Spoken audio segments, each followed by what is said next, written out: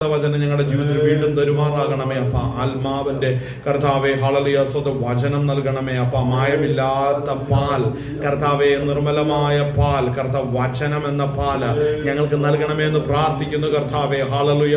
അപ്പോൾ തന്നെ വചനത്തിന്റെ ആഴമുള്ള വചനങ്ങളെ നൽകുവാൻ കർത്താവെ, കട്ടിയായത് എന്ന് ദൈവത്തിന്റെ വചനം കർത്താവെ ഉപദേശിക്കുന്ന എല്ലാ വചനത്തിന്റെ മർമ്മങ്ങളെയും ഗ്രഹിക്കുവാൻ പരിശുദ്ധ പിതാവേ എന്ന് സ്വർഗം സഹായിക്കണമേ അപ്പ.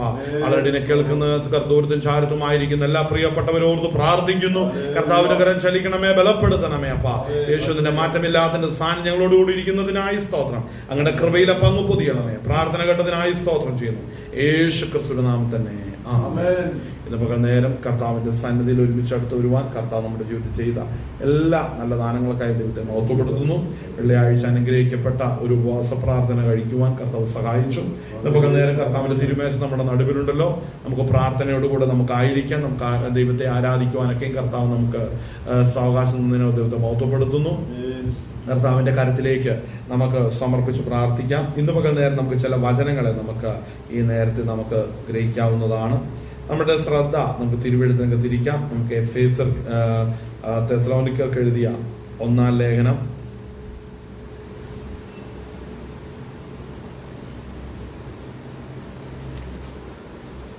അതിന്റെ 2-ാം അധ്യായം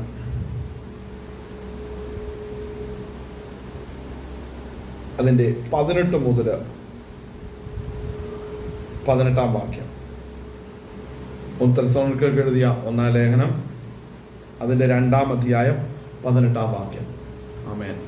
ആ വാക്യം ഇപ്രകാരമാണ് വായിക്കുന്നത്: അതുകൊണ്ട് നിങ്ങളുടെ അടുക്കൽ വരുവാൻ ഞങ്ങൾ വിശേഷാൽ പൗലോസായ ഞാൻ 1-2 പ്രാവശ്യം വിചാരിച്ചു, എന്നാൽ സാത്താൻ ഞങ്ങളെ തടുത്തു. ആമേൻ. സ്തോത്രം. ഇന്ന് പകൽ നേരം നമ്മൾ ഈ വചനങ്ങളെ നമ്മൾ ശ്രദ്ധിക്കുമ്പോൾ നമ്മൾ വളരെ ആഴത്തിലുള്ള പല സത്യങ്ങൾ നമ്മൾ ഇന്ന് പകൽ നേരം അറിയുവാൻ പരിശുദ്ധാത്മാവ് നമ്മുടെ ജീവിതത്തിൽ സ്തോത്രം പല നന്മകളും ചെയ്യുമാറാകട്ടെ. വിശേഷിച്ച് നമ്മുടെ ക്രിസ്തീയ ജീവിതത്തിൽ, ആത്മീക ജീവിതത്തിൽ നാം വളരെ കേൾക്കുകയും അനുഭവിക്കുകയും ചെയ്യുന്ന ഒരു കാര്യമാണ് ആത്മീക പോരാട്ടം എന്നുള്ള വിഷയം. ആത്മീക പോരാട്ടം നമ്മൾ കഴിക്കുന്നതിന്റെ പിന്നിലെ പ്രധാനപ്പെട്ട കാര്യം, കർത്താവായ യേശു ക്രിസ്തുവിൽ നാം ഓരോരുത്തരും വീണ്ടും ജനനം പ്രാപിച്ചപ്പോൾ നമ്മൾ കർത്താവിന്റെ രാജ്യത്തിന്റെ അവകാശികളായി തീരുകയാണ് ചെയ്യുന്നത്.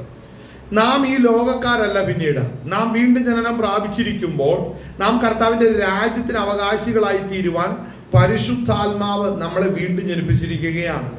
അപ്പോൾ നമ്മുടെ ആത്മാവ് വീണ്ടും ജനനം പ്രാപിച്ചു. വെള്ളത്തിൽ സ്നാനമേറ്റപ്പോൾ നമ്മുടെ പാപം കഴുകപ്പെട്ടു. അങ്ങനെ നാം വീണ്ടും ജനനം പ്രാപിച്ച നാം ഓരോരുത്തരും കർത്താവിന്റെ വരവിനായിട്ട് നമ്മൾ കാത്തിരിക്കുകയാണ്. യേശു ക്രിസ്തുവിന്റെ മടങ്ങി വരവിനായി കാത്തിരിക്കുന്ന നമ്മുടെ ജീവിതത്തിൽ ഈ ഭൂമിയിൽ ഒരു വലിയ ശുശ്രൂഷ അല്ലെങ്കിൽ ദൈവത്തിന്റെ പ്രവൃത്തി ഈ ഭൂമിയിൽ ചെയ്തെടുക്കേണ്ടതായിട്ടുണ്ട്.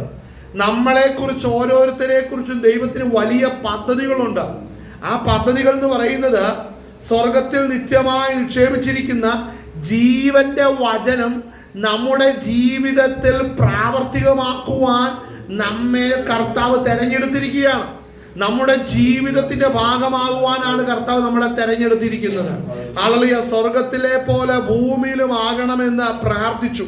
എന്നാൽ സ്വർഗത്തിലെ പോലെ ഭൂമിയിലും ആകണമെന്ന് പറഞ്ഞാൽ സ്വർഗത്തിൽ എനിക്ക് നിനക്കും വേണ്ടി ഒരുവൻ കരുതുന്നുണ്ട്, നമ്മുടെ സ്വർഗീയ പിതാവ്. ആ സ്വർഗീയ പിതാവിന്റെ ഇഷ്ടം എന്തെന്ന് നമ്മൾ അറിഞ്ഞ് ഭൂമിയിൽ ചെയ്യുന്നവരായി തീരണം. നമ്മളെ കുറിച്ചുള്ള പദ്ധതി അതാണ്. നമ്മെക്കുറിച്ചുള്ള ദൈവഹിതം അതറിഞ്ഞ് നമ്മൾ ഈ ഭൂമിയിൽ അത് നിവർത്തിക്കുന്നവരായി തീരണം. കരങ്ങൾ ദൈവത്തെ മഹത്വപ്പെടുത്തിയാട്ടെ. ഹല്ലേലൂയ. ഇന്ന് പകൽ നേരം മനസ്സിലാക്കണം, എന്നെ കുറിച്ചുള്ള ദൈവഹിതം, നിങ്ങളെ കുറിച്ചുള്ള ദൈവഹിതം. വളരെ ദൈവ സ്വർഗീയ പിതാവ് നമുക്ക് സ്വർഗത്തിലുണ്ട്. ആ പിതാവിന്റെ ഇഷ്ടം ചെയ്യുവാനാണ് കർത്താവ് നമ്മളെ വിളിച്ചു വേർതിരിച്ചിരിക്കുന്നത്. കർത്താവ് നമ്മളെ തന്റെ സ്ഥാനാധിപതികളാക്കി തീർത്തിരിക്കുകയാണ്. അവൻ നമ്മെ ഗവർണേഴ്സും നമ്മളെ സ്തോത്രം ഹല്ലേലൂയ രാജ്യത്തിന്റെ അംബാസഡേഴ്സ് ആക്കി തീർത്തിരിക്കുകയാണ്. അപ്പോൾ അങ്ങനെയെങ്കിൽ അവന്റെ സ്ഥാനത്ത് നമ്മൾ ഓരോരുത്തരും ആയിരിക്കുമ്പോൾ അവന്റെ ഇഷ്ടം ചെയ്യുവാൻ നമ്മൾ മറന്നുപോകരുത്. അപ്പോൾ ഇന്ന് പകൽ നേരം ഈ തെസ്സലോനിക്കർക്ക് എഴുതിയ ലേഖനം നമ്മൾ വായിക്കുമ്പോൾ പൗലോസ് തെസ്സലോനിക്കയിലുള്ള ജനവുമായിട്ടുള്ള വളരെ അഭേദ്യ ബന്ധം നമുക്ക് ഈ ലേഖനങ്ങൾ വായിക്കുമ്പോൾ മനസ്സിലാവും. ഈ ലേഖനത്തിൽ അവൻ പൗലോസ് എത്രത്തോളം ആ ജനത്തെ സ്നേഹിച്ചു. ആദ്യ വിശ്വാസത്തിലേക്ക് വന്ന അവർ ആദ്യകാലങ്ങളിൽ ശക്തമായി ദൈവത്തിന് വേണ്ടി നിന്ന കാലഘട്ടങ്ങളെ മധുരത്തോടെ ഓർക്കുന്ന, വളരെ മാധുര്യമായി ഹല്ലേലൂയ ചിന്തിക്കുന്ന ഒരു കാലഘട്ടത്തെ പൗലോസ് ഇവിടെ അനുസ്മരിക്കുകയാണ്.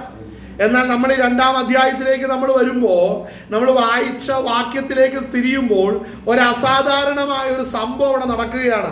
ഞാൻ ദൈവസന്നിധിയിൽ നിന്ന് പ്രാർത്ഥിച്ചപ്പോൾ ഹല്ലേലൂയ എൻ്റെ ഹൃദയത്തിൽ ഇടപെട്ട ഒരു കാര്യമാണ് ഞാൻ നിങ്ങളുമായിട്ട് ഇന്ന് ഷെയർ ചെയ്യുന്നത്. ഈ വചനം എൻ്റെ ഹൃദയത്തിൽ പെട്ടെന്ന് ഇടപെട്ട് എന്നോട് പരിശുദ്ധാത്മാവ് പറഞ്ഞു, ഈ വിഷയത്തിൽ ഒന്ന് ശ്രദ്ധ ചെലുത്തേണ്ടതുണ്ട്. അതായത് നമ്മൾ വായിച്ച വാക്യം, ആ വായിച്ച വാക്യം ഇതാണ്: അതുകൊണ്ട് നിങ്ങളുടെ അടുക്കൽ വരുവാൻ ഞങ്ങൾ കണ്ടു. ഇവിടെ ശ്രദ്ധിക്കണം, പൗലോസ്, വിശേഷാൽ പൗലോസായി ഞാൻ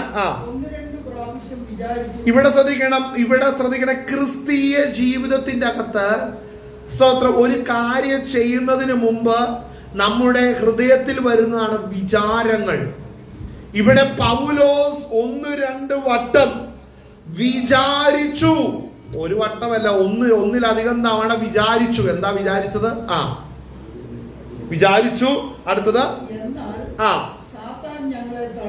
എന്നാൽ മനസ്സിലാക്കണം, പൗലോസ് തെസലോനിക്കയിലെ വിശുദ്ധന്മാരെ വീണ്ടും വന്ന് കാണണം.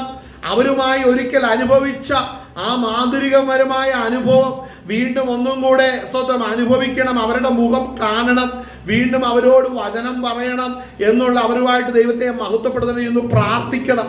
അങ്ങനെ ആത്മീക കൂട്ടായ്മയ്ക്കായിട്ട് ഉള്ളം കൊതിച്ച പൗലോസ്, മനസ്സിലാക്കണം, ഈ കാലഘട്ടത്തിൽ ഉണ്ടോ ഇത്? ഹല്ലേലൂയ. ഒരു വിശുദ്ധൻ വേറെ വിശുദ്ധനെ കാണുമ്പോൾ ചോദിക്കും, നീ ഏത് സഭയിലെ ആളാണെന്നാ ചോദിക്കുന്നത്, ഏത് പ്രസ്ഥാനത്തിന്റെ ആളാണെന്നാ ചോദിക്കുന്നത്. ഞാൻ പെന്തക്കോസിന്റെ അകത്തെ കാര്യമാണ് പറയുന്നത്.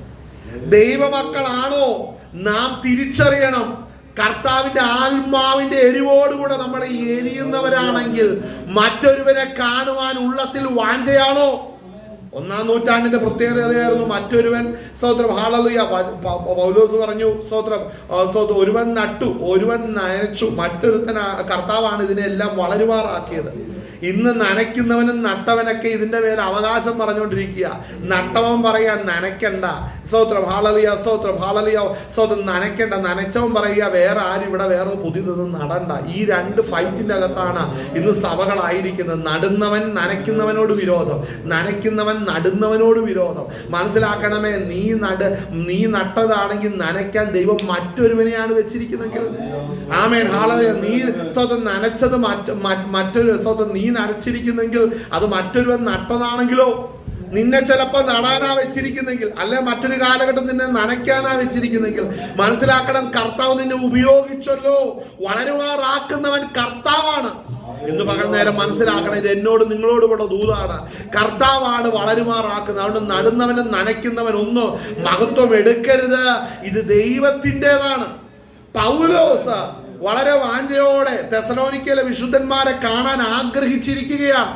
2 വട്ടം ആഗ്രഹിച്ചു ചെന്ന് അവരെ കാണണം, അവരുടെ മുഖം കാണണം, അവരുടെ മുഖം കാണണം. ഇന്ന് അനേകർക്ക് വേറെ അടുത്തിരിക്കുന്ന കൂട്ടുവിശ്വാസികളുടെ മുഖം കാണുമ്പോൾ അറപ്പും വെറുപ്പും ദേഷ്യവും വൈരാഗ്യവും അല്ലേ? ഹല്ലേലൂയ. ശ്രദ്ധിക്കണം, അവരുടെ മുഖം കാണുവാനുള്ള വാഞ്ച 1-ാം നൂറ്റാണ്ടിലുണ്ടായിരുന്നു. കാരണം എന്നാണെന്നറിയാവോ? ആ സ്നേഹമൊക്കെ ഇന്ന് സഭയ്ക്കകത്ത് വരും. എപ്പോഴാ വരുന്നറിയാവോ? പീഡനം വന്നാൽ വരും. കാരണം തെസലോനിക്കയിലിരിക്കുന്ന ജനത്തിനോ വിശുദ്ധന്മാർക്കോ എപ്പോഴാ അവന്റെ തല അവിടെ നിന്ന് മുറിഞ്ഞു മാറുന്നെന്ന് പറയാൻ പറ്റത്തില്ല. തിരിച്ചറിയേണ്ട ഒരു കാര്യമാ. പീഡനത്തിന്റെ നടുവിലാണ് ക്രിസ്തീയ ജീവിതം നയിക്കുന്നത്.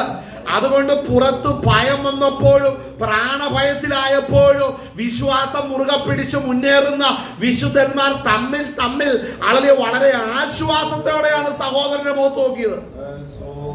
കൂട്ടു സഹോദരന്റെ മുഖത്ത് നോക്കുന്ന ആശ്വാസത്തോടെയാ. ഈ തലമുറയിൽ, ഈ കാലഘട്ടത്തിലാ എത്ര കൂട്ടു സഹോദരന്മാരുടെ മുഖത്ത് ആശ്വാസത്തോടെ നോക്കാൻ പറ്റും? എത്ര പാസ്റ്റർമാരുടെ മുഖത്ത് ആശ്വാസത്തോടെ നോക്കാൻ പറ്റും? അപ്പോൾ ആശ്വാസം വരണമെന്നുണ്ടെങ്കിൽ ഹല്ലേലൂയ, സ്തോത്രം, പുറത്ത് നിൽക്കുന്നവർ ശത്രുക്കളായാലേ നമുക്ക് ആശ്വാസം ലഭിക്കത്തുള്ളൂ. എന്നാൽ ഇവിടെ ശ്രദ്ധിക്കണം, ഈ വചനം വായിക്കുന്നതിന് മുമ്പ് നമ്മൾ ശ്രദ്ധിക്കേണ്ട ഒരു 2 പ്രധാനപ്പെട്ട ഒരു കാര്യമുണ്ട്. അതിന്റെ 17-ാം വാക്യം ഒന്ന് വായിച്ചേ. സഹോദരന്മാരെ, ഞങ്ങൾ അല്പനേരത്തെ നേരത്തേക്ക് ഹൃദയം കൊണ്ടല്ല മുഖം കൊണ്ട് നിങ്ങളെ വിട്ടുപിരിഞ്ഞിട്ട് ബഹുകാംക്ഷയോടെ നിങ്ങളുടെ മുഖം കാണുവാൻ ഏറ്റവും അധികം ശ്രമിച്ചു. ശ്രദ്ധിക്കണം, പൗലോസ് ഇവിടെ പറയുന്നത്, പൗലോസ് അവിടെ പറയുന്ന ഒരു പദം ശ്രദ്ധിച്ചോ? സഹോദരന്മാരെ, അല്പം നേരത്തെ ഹൃദയം കൊണ്ടല്ല, മുഖം കൊണ്ട്. അപ്പൊ ചിലരുടെ മുഖം കാണുന്നില്ലെന്നുള്ളു, ഹൃദയം കൊണ്ട് അകലരുത്. എന്നാൽ ഇന്ന് സഭയ്ക്കകത്ത് ഒരു സഹോദരനോട് ഒരു സഹോദരന്റെ കാര്യം പറഞ്ഞാൽ ഹൃദയം കൊണ്ട് അകന്നു പോവുകയാണ്. കണ്ടോ, പിശാച് ഏത് ലെവലിൽ ആ സഭയ്ക്കകത്ത് ഭിന്നത വരുത്തിയിരിക്കുന്നതെന്ന് കണ്ടോ? ഹൃദയം കൊണ്ട് അകന്നു പോവുകയാണ്. ഹൃദയം കൊണ്ട് അടുത്തു വരുവാൻ കഴിയാത്ത നിലവാരത്തിൽ അകന്നു പോവുകയാണ്. നീ പറയും, ഹല്ലേലൂയ, എന്നെ ആരും അന്വേഷിച്ചില്ല, എന്നെ ആരും കരുതിയില്ല. തിരിച്ചു ചോദിക്കട്ടെ, നീ എത്ര പേരെ കരുതി? നീ എത്ര പേരെ അന്വേഷിച്ചു? നീ എത്ര പേരോട് മോൻ അന്വേഷിച്ചു? എത്ര പേരുടെ ആശ്വാസത്തിനായിട്ട് നീ ആശ്വാസ വാക്കുകൾ നീ എത്ര പേരോട് പറഞ്ഞു? നീ കേട്ടില്ലല്ലേ? നീ പറഞ്ഞോ? ഹല്ലേലൂയ. ഞങ്ങൾ അല്പനേരത്തേക്ക് കണ്ടോ, പൗലോസ് പറയുന്ന പദം ശ്രദ്ധിച്ചോ? അല്പനേരത്തേക്ക്. മാസങ്ങളെടുത്ത് കാണും, എങ്കിലും അവിടെ പറയുന്ന പദം ശ്രദ്ധിക്കുന്ന അല്പനേരത്തേക്ക്.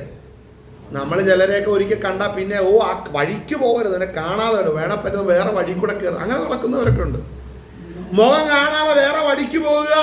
മീറ്റിങ്ങിന് ചെന്ന് ഫ്രണ്ടിലിരുന്ന ഞാൻ പ്രതീക്ഷിക്കുന്നവൻ അവിടെ ഇരിപ്പുണ്ട്, അവൻ എന്നെ കാണാതെ ഇവിടെ നിന്ന് ഒഴിഞ്ഞു പോകണം. ഏത് ആത്മാവാണേത്? ഹല്ലേലൂയ. പൗലോസ് ഇവിടെ പറയുന്നത് ശ്രദ്ധിച്ചോ? അല്പനേരത്തേക്ക് അല്ലേ? അല്പനേരത്തേക്ക് ഹൃദയം കൊണ്ടല്ല. കണ്ടോ, ഹൃദയം കൊണ്ടാകരുത്. ഹൃദയം കൊണ്ടല്ല, മുഖം കൊണ്ടാ. അല്ലേ? അവന്റെ മുഖം കാണുന്നില്ല. ഞാൻ നോക്കി അവരെ കാണുന്നില്ല. അവരെയൊക്കെ കാണാൻ, മുഖം കാണാൻ ആഗ്രഹിക്കുന്നു. അവരുടെ മുഖം ഞാൻ കാണാതിരിക്കുമ്പോഴും എന്റെ ഉള്ളം കൊണ്ട് ഞാൻ ദൈവത്തെ മഹത്വപ്പെടുത്തുന്നു. അവരോടൊപ്പം എന്റെ ഹൃദയമായിരിക്കുന്നു. എത്ര പേരോട് ഈ ഹൃദയംഗമായ ഐക്യമുണ്ട്? ഇന്ന് ഉണ്ടാകുന്ന ഒരു വിഷയം, പല മുറിപ്പെടുത്തുന്ന പല അനുഭവങ്ങളും പല ഭാരപ്പെടുത്തുന്ന പല അനുഭവങ്ങളും അനേകരുടെ ഉള്ളിലെ സ്നേഹം തണുപ്പിച്ച് കളഞ്ഞു. മനസ്സിലാവുന്നുണ്ടോ? ഹൃദയത്തിൽ സ്നേഹം കരുതലില്ല. തണുത്തുപോയി. ആളുകളെ പലരെ കുറിച്ച് ചിന്തിക്കുമ്പോൾ മുള്ളിന്റെ അനുഭവം തരികയാണ്. ശ്രദ്ധിക്കണേ, പൗലോസിന്റെ 1-ാം നൂറ്റാണ്ടിന്റെ അനുഭവം ശ്രദ്ധിച്ചോ? എന്താണ് അവിടെ പറയുന്നത്? അല്പനേരത്തേക്ക് ഹൃദയം കൊണ്ടല്ല, കണ്ടോ, മുഖം കൊണ്ട് നിങ്ങളെ വിട്ടുപിരിഞ്ഞു. അടുത്തത്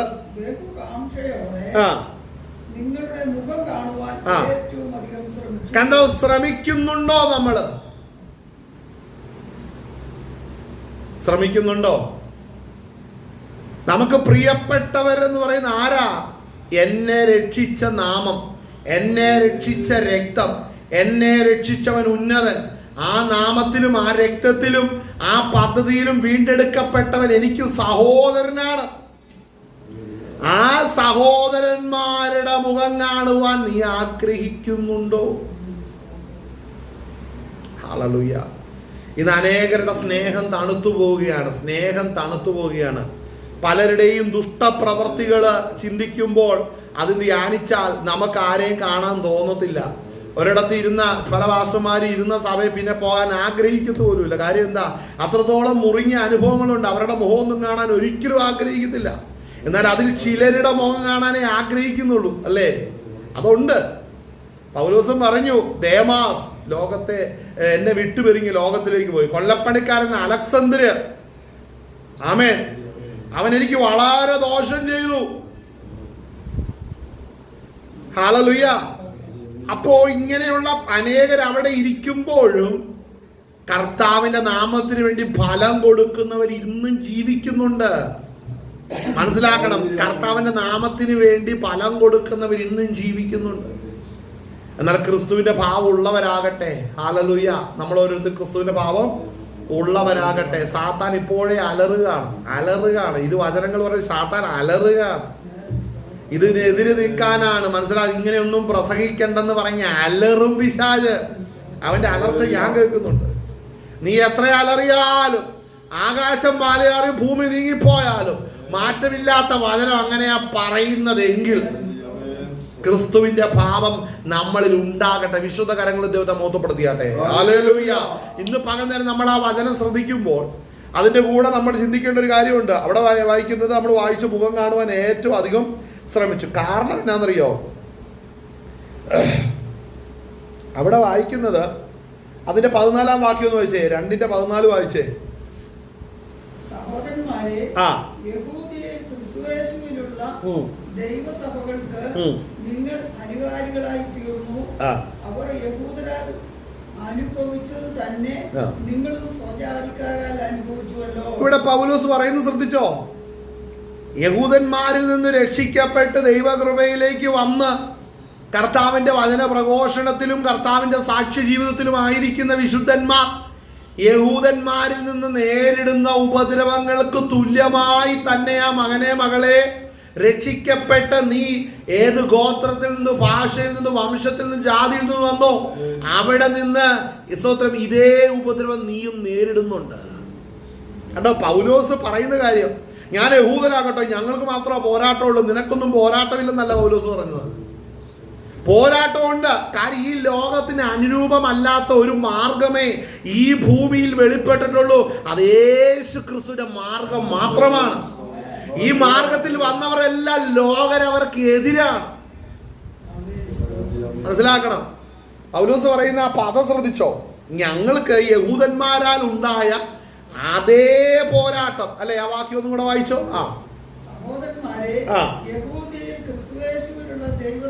കണ്ടോ സഭകൾക്ക്. അപ്പോൾ ശ്രദ്ധിക്കണം, ആ കാലഘട്ടത്തിൽ എല്ലായിടത്തിലും ചെല്ലുമ്പോൾ യെരൂശലേമിലും യഹൂദയിലും സഭകൾക്ക് നേരിടുന്ന പ്രതികൂലങ്ങൾ അവിടെ സഭ ചെന്നിടത്തൊക്കെയും സംസാര വിഷയമാണ്. രക്ഷിക്കപ്പെട്ടുവന്ന യഹൂദന്മാർ ഏൽക്കുന്ന പീഡകൾ. കാരണം ഏറ്റവും പ്രധാനപ്പെട്ട വിഷയം എന്താണെന്നറിയാമോ? നസറേനായ യേശു ക്രിസ്തുവിൽ വിശ്വസിച്ചു കഴിഞ്ഞാൽ പിന്നെ നീ ന്യായപ്രമാണത്തിന് കീഴിലല്ല. സ്തോത്രം. മോശയും ന്യായപ്രമാണവും പിന്നെ നീ പൊക്കിക്കൊണ്ട് നടക്കണ്ടല്ല. ആചാര അനുഷ്ഠാനങ്ങളും സ്തോത്രം ഹല്ലേലൂയ പെരുന്നാളുകളും വാവുകളും ശബത്തുകളും പിന്നെ നീ ആചരിക്കണ്ട. യേശു ക്രിസ്തുവിൽ നീ വിശ്വസിച്ച അവനോട് കയറി സ്നാനപ്പെട്ട നിന്റെ പാപത്തെ യേശുവിന്റെ രക്തത്താൽ കഴുകപ്പെട്ടു കഴിഞ്ഞു.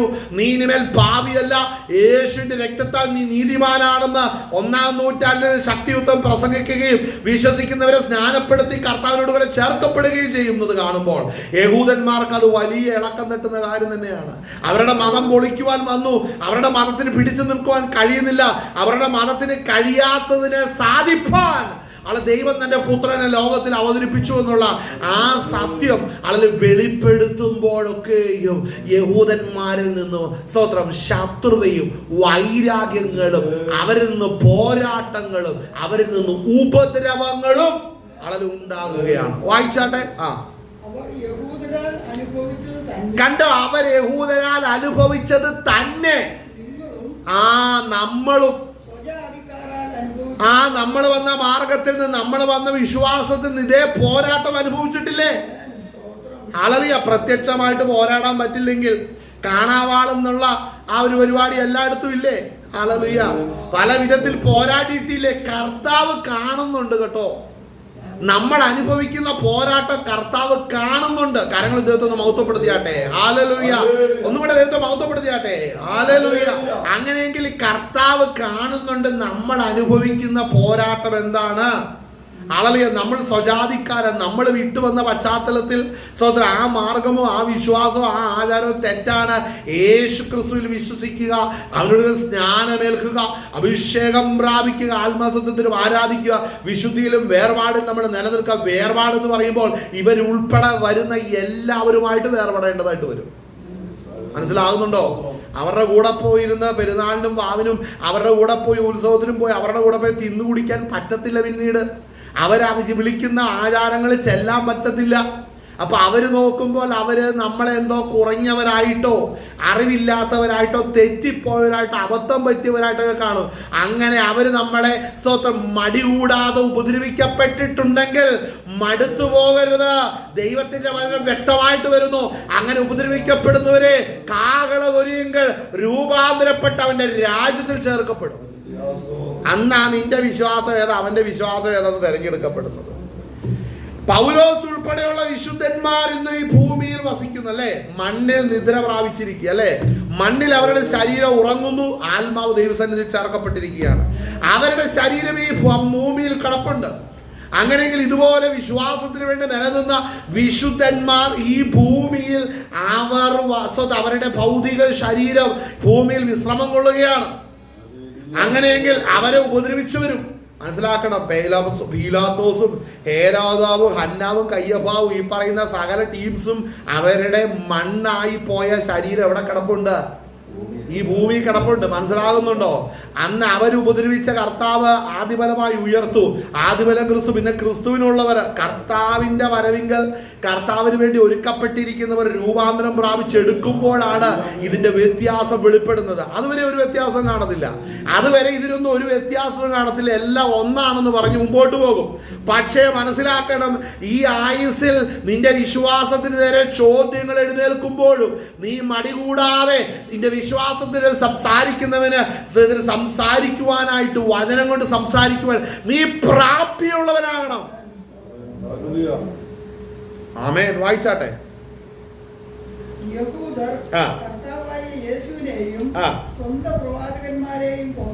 കണ്ടോ അവളെ കൊണ്ട് പറയുന്നതിനാ ഇവര് ആരിലെ ഈ പണി തുടങ്ങിയെന്നറിയാവോ? കർത്താവ് യേശു ക്രിസ്തുവിനെ സ്വന്തം പ്രവാചകന്മാരെ, നല്ലൊരു ജാതി യഹൂദ ജാതി അല്ലേ, ആർക്കിട്ടും പണി കൊടുക്കുന്നവന്മാരാ അല്ലേ?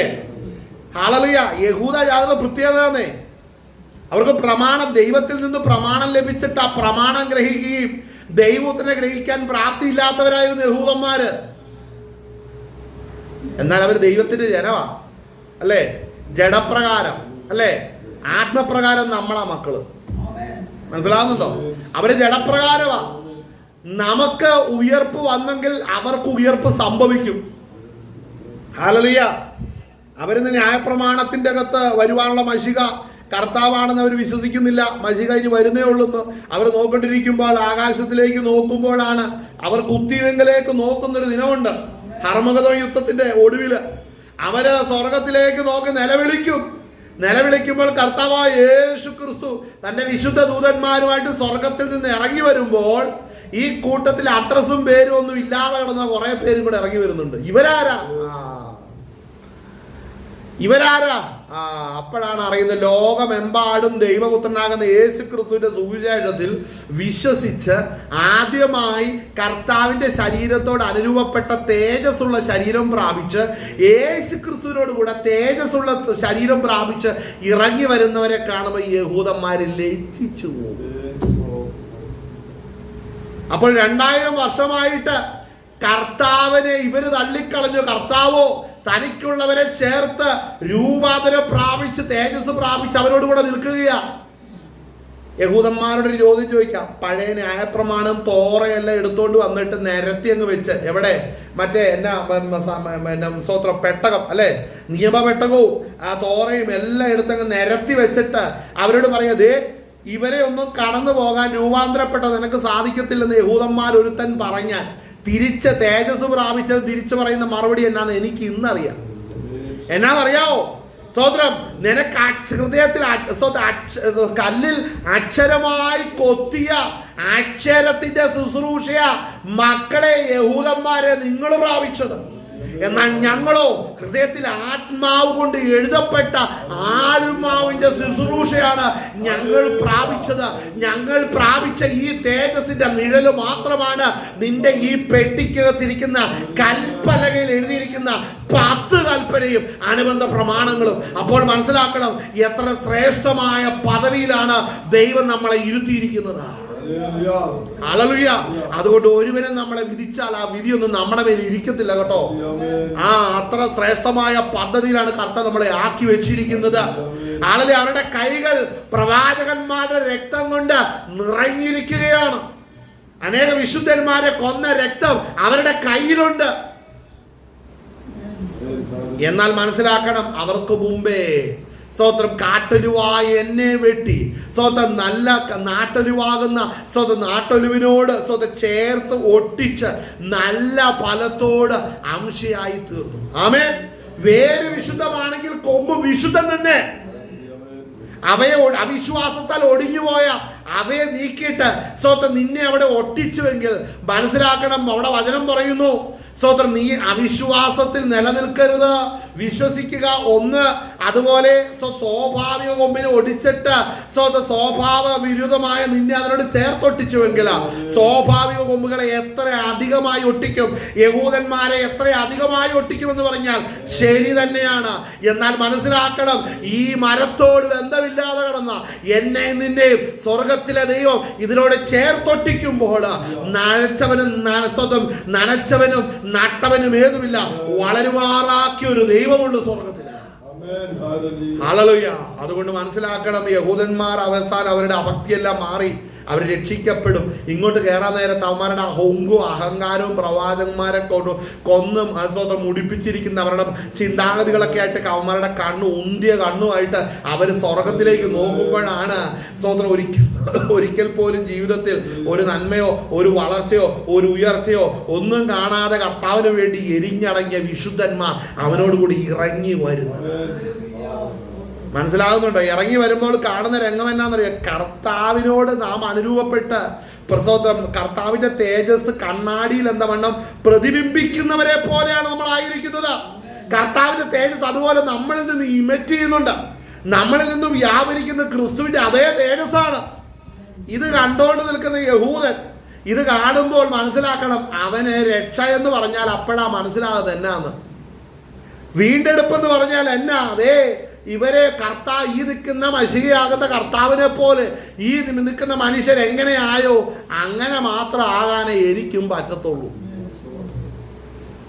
നിനക്ക് സ്പെഷ്യൽ സീറ്റ് കിട്ടുമെന്ന് വിചാരിച്ചോണ്ട് കയറി വരുമ്പോഴാണ് രസം, അല്ലേ? ശ്രദ്ധിക്കണം, ഈ രക്ഷയുടെ മഹത്വം എത്ര അധികം. അതുകൊണ്ട് നമ്മൾ ഈ രക്ഷയുടെ പദ്ധതി ഗ്രഹിച്ചിട്ട് നമ്മൾ സ്വജനത്തിന്റെ ഇടയിൽ നിന്ന്, നമ്മൾ വിട്ടുവന്ന പശ്ചാത്തലത്തിൽ നിന്ന് അനേകരും നമ്മളെ പല വിധത്തിൽ ഉപദ്രവിച്ചിട്ടില്ലേ, പല അപമാനങ്ങൾ പറഞ്ഞിട്ടില്ലേ, ദൂഷ്യങ്ങൾ പറഞ്ഞിട്ടില്ലേ, സ്വന്തം വ്യാജങ്ങൾ പ്രശംസിച്ചിട്ടില്ലേ. മനസ്സിലാക്കണം, ഇതിലൊന്നും ഭാരപ്പെടരുത്. കർത്താവ് ഇത് കണ്ടിട്ടുണ്ട്, ഇതെല്ലാവരും അനുഭവിച്ചിട്ടുണ്ട്. അത്ര മാത്രമേ നമ്മളും അനുഭവിച്ചിട്ടുള്ളൂ. നമ്മളെ വെളിപ്പെടുത്തുന്ന ഒരു ദിവസമുണ്ട് കർത്താവ്, നമ്മളെ പുറത്തു കൊണ്ടുവരുന്ന ഒരു ദിവസമുണ്ട് കർത്താവ്. അന്നാണ് എല്ലാവർക്കും അടയാളമായി തീരുന്നത്.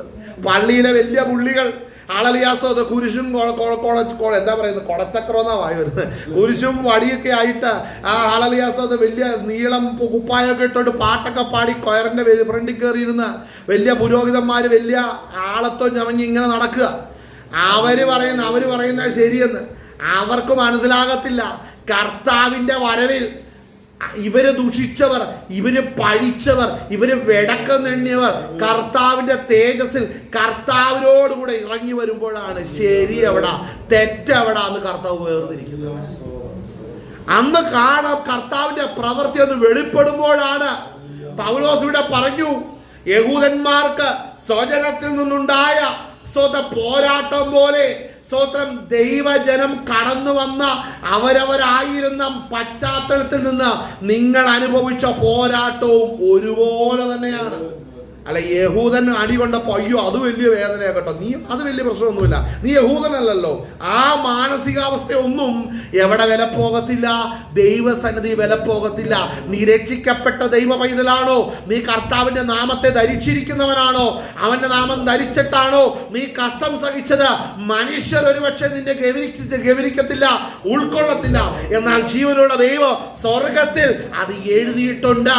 നീ ഏറ്റ അടികളും പാടുകളും കർത്താവിന്റെ ശരീരത്തിന്റെ കഷ്ടങ്ങൾക്ക് പൂരിപ്പിക്കുവാൻ നിന്നെ ഈ തലമുറയിലും വെക്കുകയാണ്. ഈ തലമുറ നീ അത് അനുഭവിക്കുകയാണ്. എന്നാൽ കർത്താവ് ഒന്നും മറന്നു പോകുന്നില്ല. ഹല്ലേലൂയ. അപ്പോൾ തെസ്സലോനിക്കയിലെ സഭയില് ഇതാണ് അവസ്ഥ. അപ്പോൾ എല്ലാവരും പോരാട്ടം അനുഭവിക്കുകയാണ്. പൗലോസ് മാത്രമല്ല, സകലരും പോരാട്ടം അനുഭവിക്കുകയാണ്.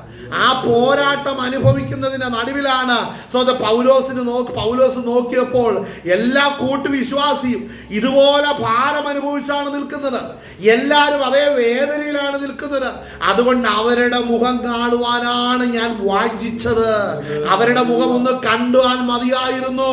അവിടെ തെസ്സലോനിക്കരോട് പറയുകയാണ്, ഞാൻ മുഖം കൊണ്ട് അല്പനേരം നിങ്ങളോട് വേർപെട്ടിരുന്നാലും ഹൃദയം അതുകൊണ്ട് ഞാൻ നിങ്ങളോട് കൂടെയുള്ളവരായി. മനസ്സിലാകുന്നുണ്ടോ? അതാണ് ആത്മാവിന്റെ ഐക്യം എന്ന് പറയുന്നത്. ആ ഐക്യതയാണ് നമ്മൾ ഇന്ന് പകൽനേരം ആത്മാവിൽ പ്രാപിക്കേണ്ടത്. എനിക്ക് ഒത്തിരി പേര്, ആത്മബന്ധമുള്ള ഒത്തിരി പേരുണ്ട്. അവരെ കാണുമ്പോൾ എൻ്റെ ഹൃദയത്തിന് ആശ്വാസം ലഭിക്കുന്നുണ്ട്. ഇതുപോലെ നിങ്ങൾക്കും ഉണ്ടാകണമേ. നിങ്ങളോട് പ്രാർത്ഥനയിലും ജീവന്റെ സാക്ഷ്യത്തിലും ചിലരെ കാണുമ്പോൾ ഹൃദയത്തിൽ സാക്ഷ്യവും ഹൃദയത്തിൽ ആശ്വാസമുള്ളവരായി നിങ്ങൾ തീരുക.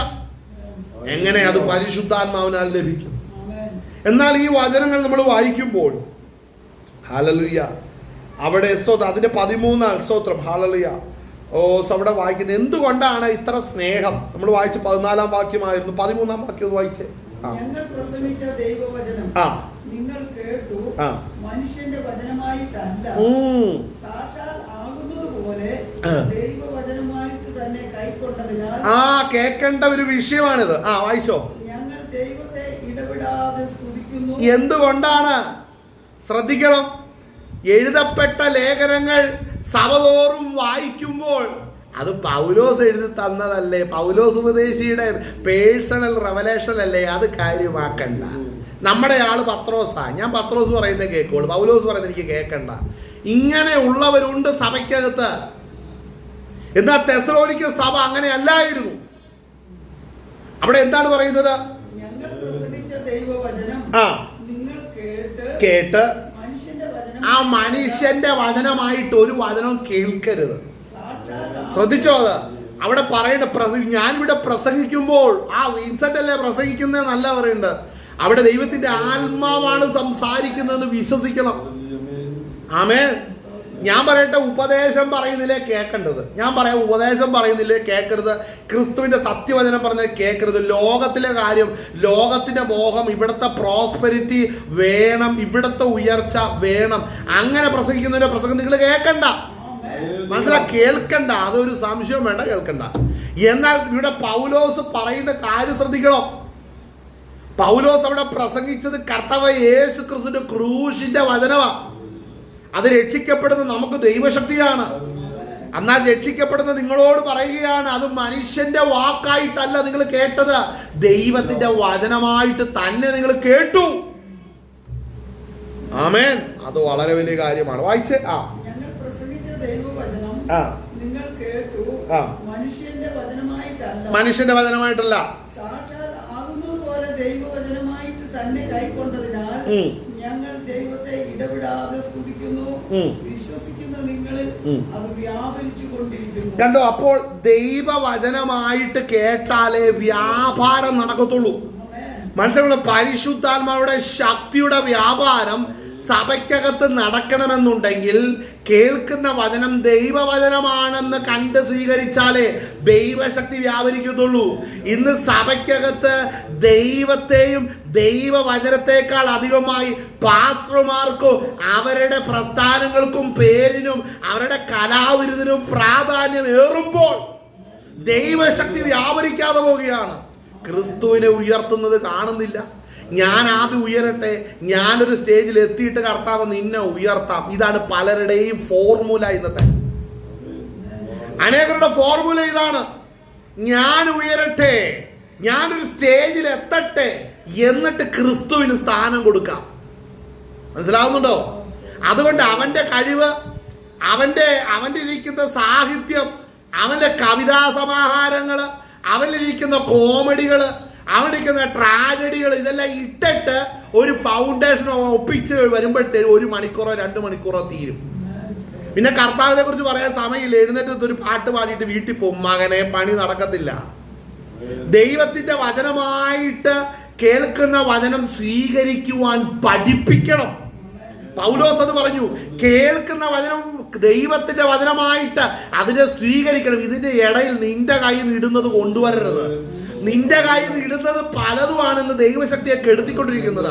പരിശുദ്ധാത്മാവിന്റെ ശക്തിയെ കെടുത്തുന്നത് നിന്റെ കയ്യിലിരിക്കുന്ന പലതും ഇട്ടട്ട അല്ലേ? അതുകൊണ്ട് തന്നെ ദൈവദാസന്മാരായിട്ട് അനേകരെ കാണാൻ പറ്റുന്നില്ല. അതാ പ്രശ്നം. നിന്നെ നിർത്തിയിരിക്കുന്ന ദൈവവചനം പറയാനാ. ദൈവവചനം പറയണം കേട്ടോ. ഈ ഇടയ്ക്ക് ഒരു സിനിമ ഇറങ്ങി. ആ സിനിമയുടെ റിവ്യൂ പറയാനല്ല പുൽപിറ്റ് ഉപയോഗിക്കേണ്ടത്. അത് ദൈവികമാണോ വൈശാചികമാണോ നിന്റെ വിഷയമല്ല അത്. ഈ അന്യമായി വേറെ അഗ്നി കത്തിക്കരുത് കേട്ടോ. നീ തീപ്പെട്ടിയും കൊണ്ട് നടക്കുള്ളൂ, ഒരു പണി നടക്കത്തില്ല. വായിച്ച ആ വാക്യം ഒന്നുകൂടെ വായിച്ചേ, വളരെ ശക്തമായിട്ട് ഇടപെടുന്നു അതിൻ്റെ. വായിച്ച വാക്യം. ഞങ്ങൾ പ്രസംഗിച്ച സത്യങ്ങൾ പൗലോസിന് വ്യക്തമായിട്ടറിയാം. തന്നോടുകൂടെ എണ്ണപ്പെടുന്ന അപ്പോസ്തല ശുശ്രൂഷയും സുശേഷീകരണത്തിന്റെ ഭാഗമായി തീർക്കുന്ന അസ്വത കൂട്ടുവേലക്കാർ പ്രസംഗിച്ചത് ഒരു വചനമാണ്, ഒരു സുവിശേഷമാണ്. അത് അവർക്ക് ഉറപ്പുണ്ട്. അതുകൊണ്ട് ഈ കൂട്ടുകെട്ട് സൂക്ഷിക്കണം കേട്ടോ. അല്ലെങ്കിൽ ഒക്കാത്തതിനെയൊക്കെ ഏച്ച് കെട്ടരുത്, വയ്യാവേലിയായി പോവും. മനസ്സിലാകുന്നുണ്ടോ? വയ്യാവേലി. വേണ്ടാത്തതൊക്കെ നിന്റെ കൂടെ കൂടി നിന്നിൽ ദൈവം പകർന്നതിനെ സ്വന്തം ആള് ഊറ്റിക്കളയുവാൻ വേണ്ടാത്ത കൂട്ടുകെട്ടിന്റെ കൂടെ പോകരുത്. നീ സ്ട്രിക്റ്റ് ആയിക്കോണം ആ വിഷയത്തില്. പൗലോസ് പറയുന്നുണ്ട്, ഞങ്ങൾ പ്രസംഗിച്ച, ഞാൻ പ്രസംഗിച്ച അല്ല, ഞങ്ങൾ. ഇപ്പൊ ഇന്നുണ്ടാകുന്ന കാര്യം എന്താണെന്നറിയോ? സ്റ്റേജിൽ കയറിയ ഞങ്ങളില്ല, ഞാനേ ഉള്ളൂ. സ്റ്റേജിൽ കയറുമ്പോൾ ഞങ്ങളില്ല, ഞാനേ ഉള്ളൂ. ഞാൻ ആദ്യം വലിയവനാകട്ടെ, എന്നിട്ട് കർത്താവിന്റെ കാര്യം പറയാം, എന്നിട്ട് ഞങ്ങളെ കുറിച്ച് അന്വേഷിക്കാം. മനസ്സിലാകുന്നുണ്ടോ? ദൈവത്തിന്റെ ആത്മാവ് എന്തുകൊണ്ടാ ദുഃഖിക്കുന്നതെന്നറിയാവോ? ദൈവാത്മാവ് വ്യാപരിക്കാത്ത എന്തുകൊണ്ടാണെന്നറിയാവോ? ഐക്യതയില്ല. ഐക്യത എങ്ങനെയാ വരുത്തുക? നീ പോയി തോളത്ത് കൈയിട്ടൊന്നും ഐക്യത വരത്തില്ല. നീ സത്യവചനം പ്രസംഗിക്ക, സത്യവചനം പ്രസംഗിക്ക. വായിച്ചേ വായിച്ചേ വായിച്ചേ.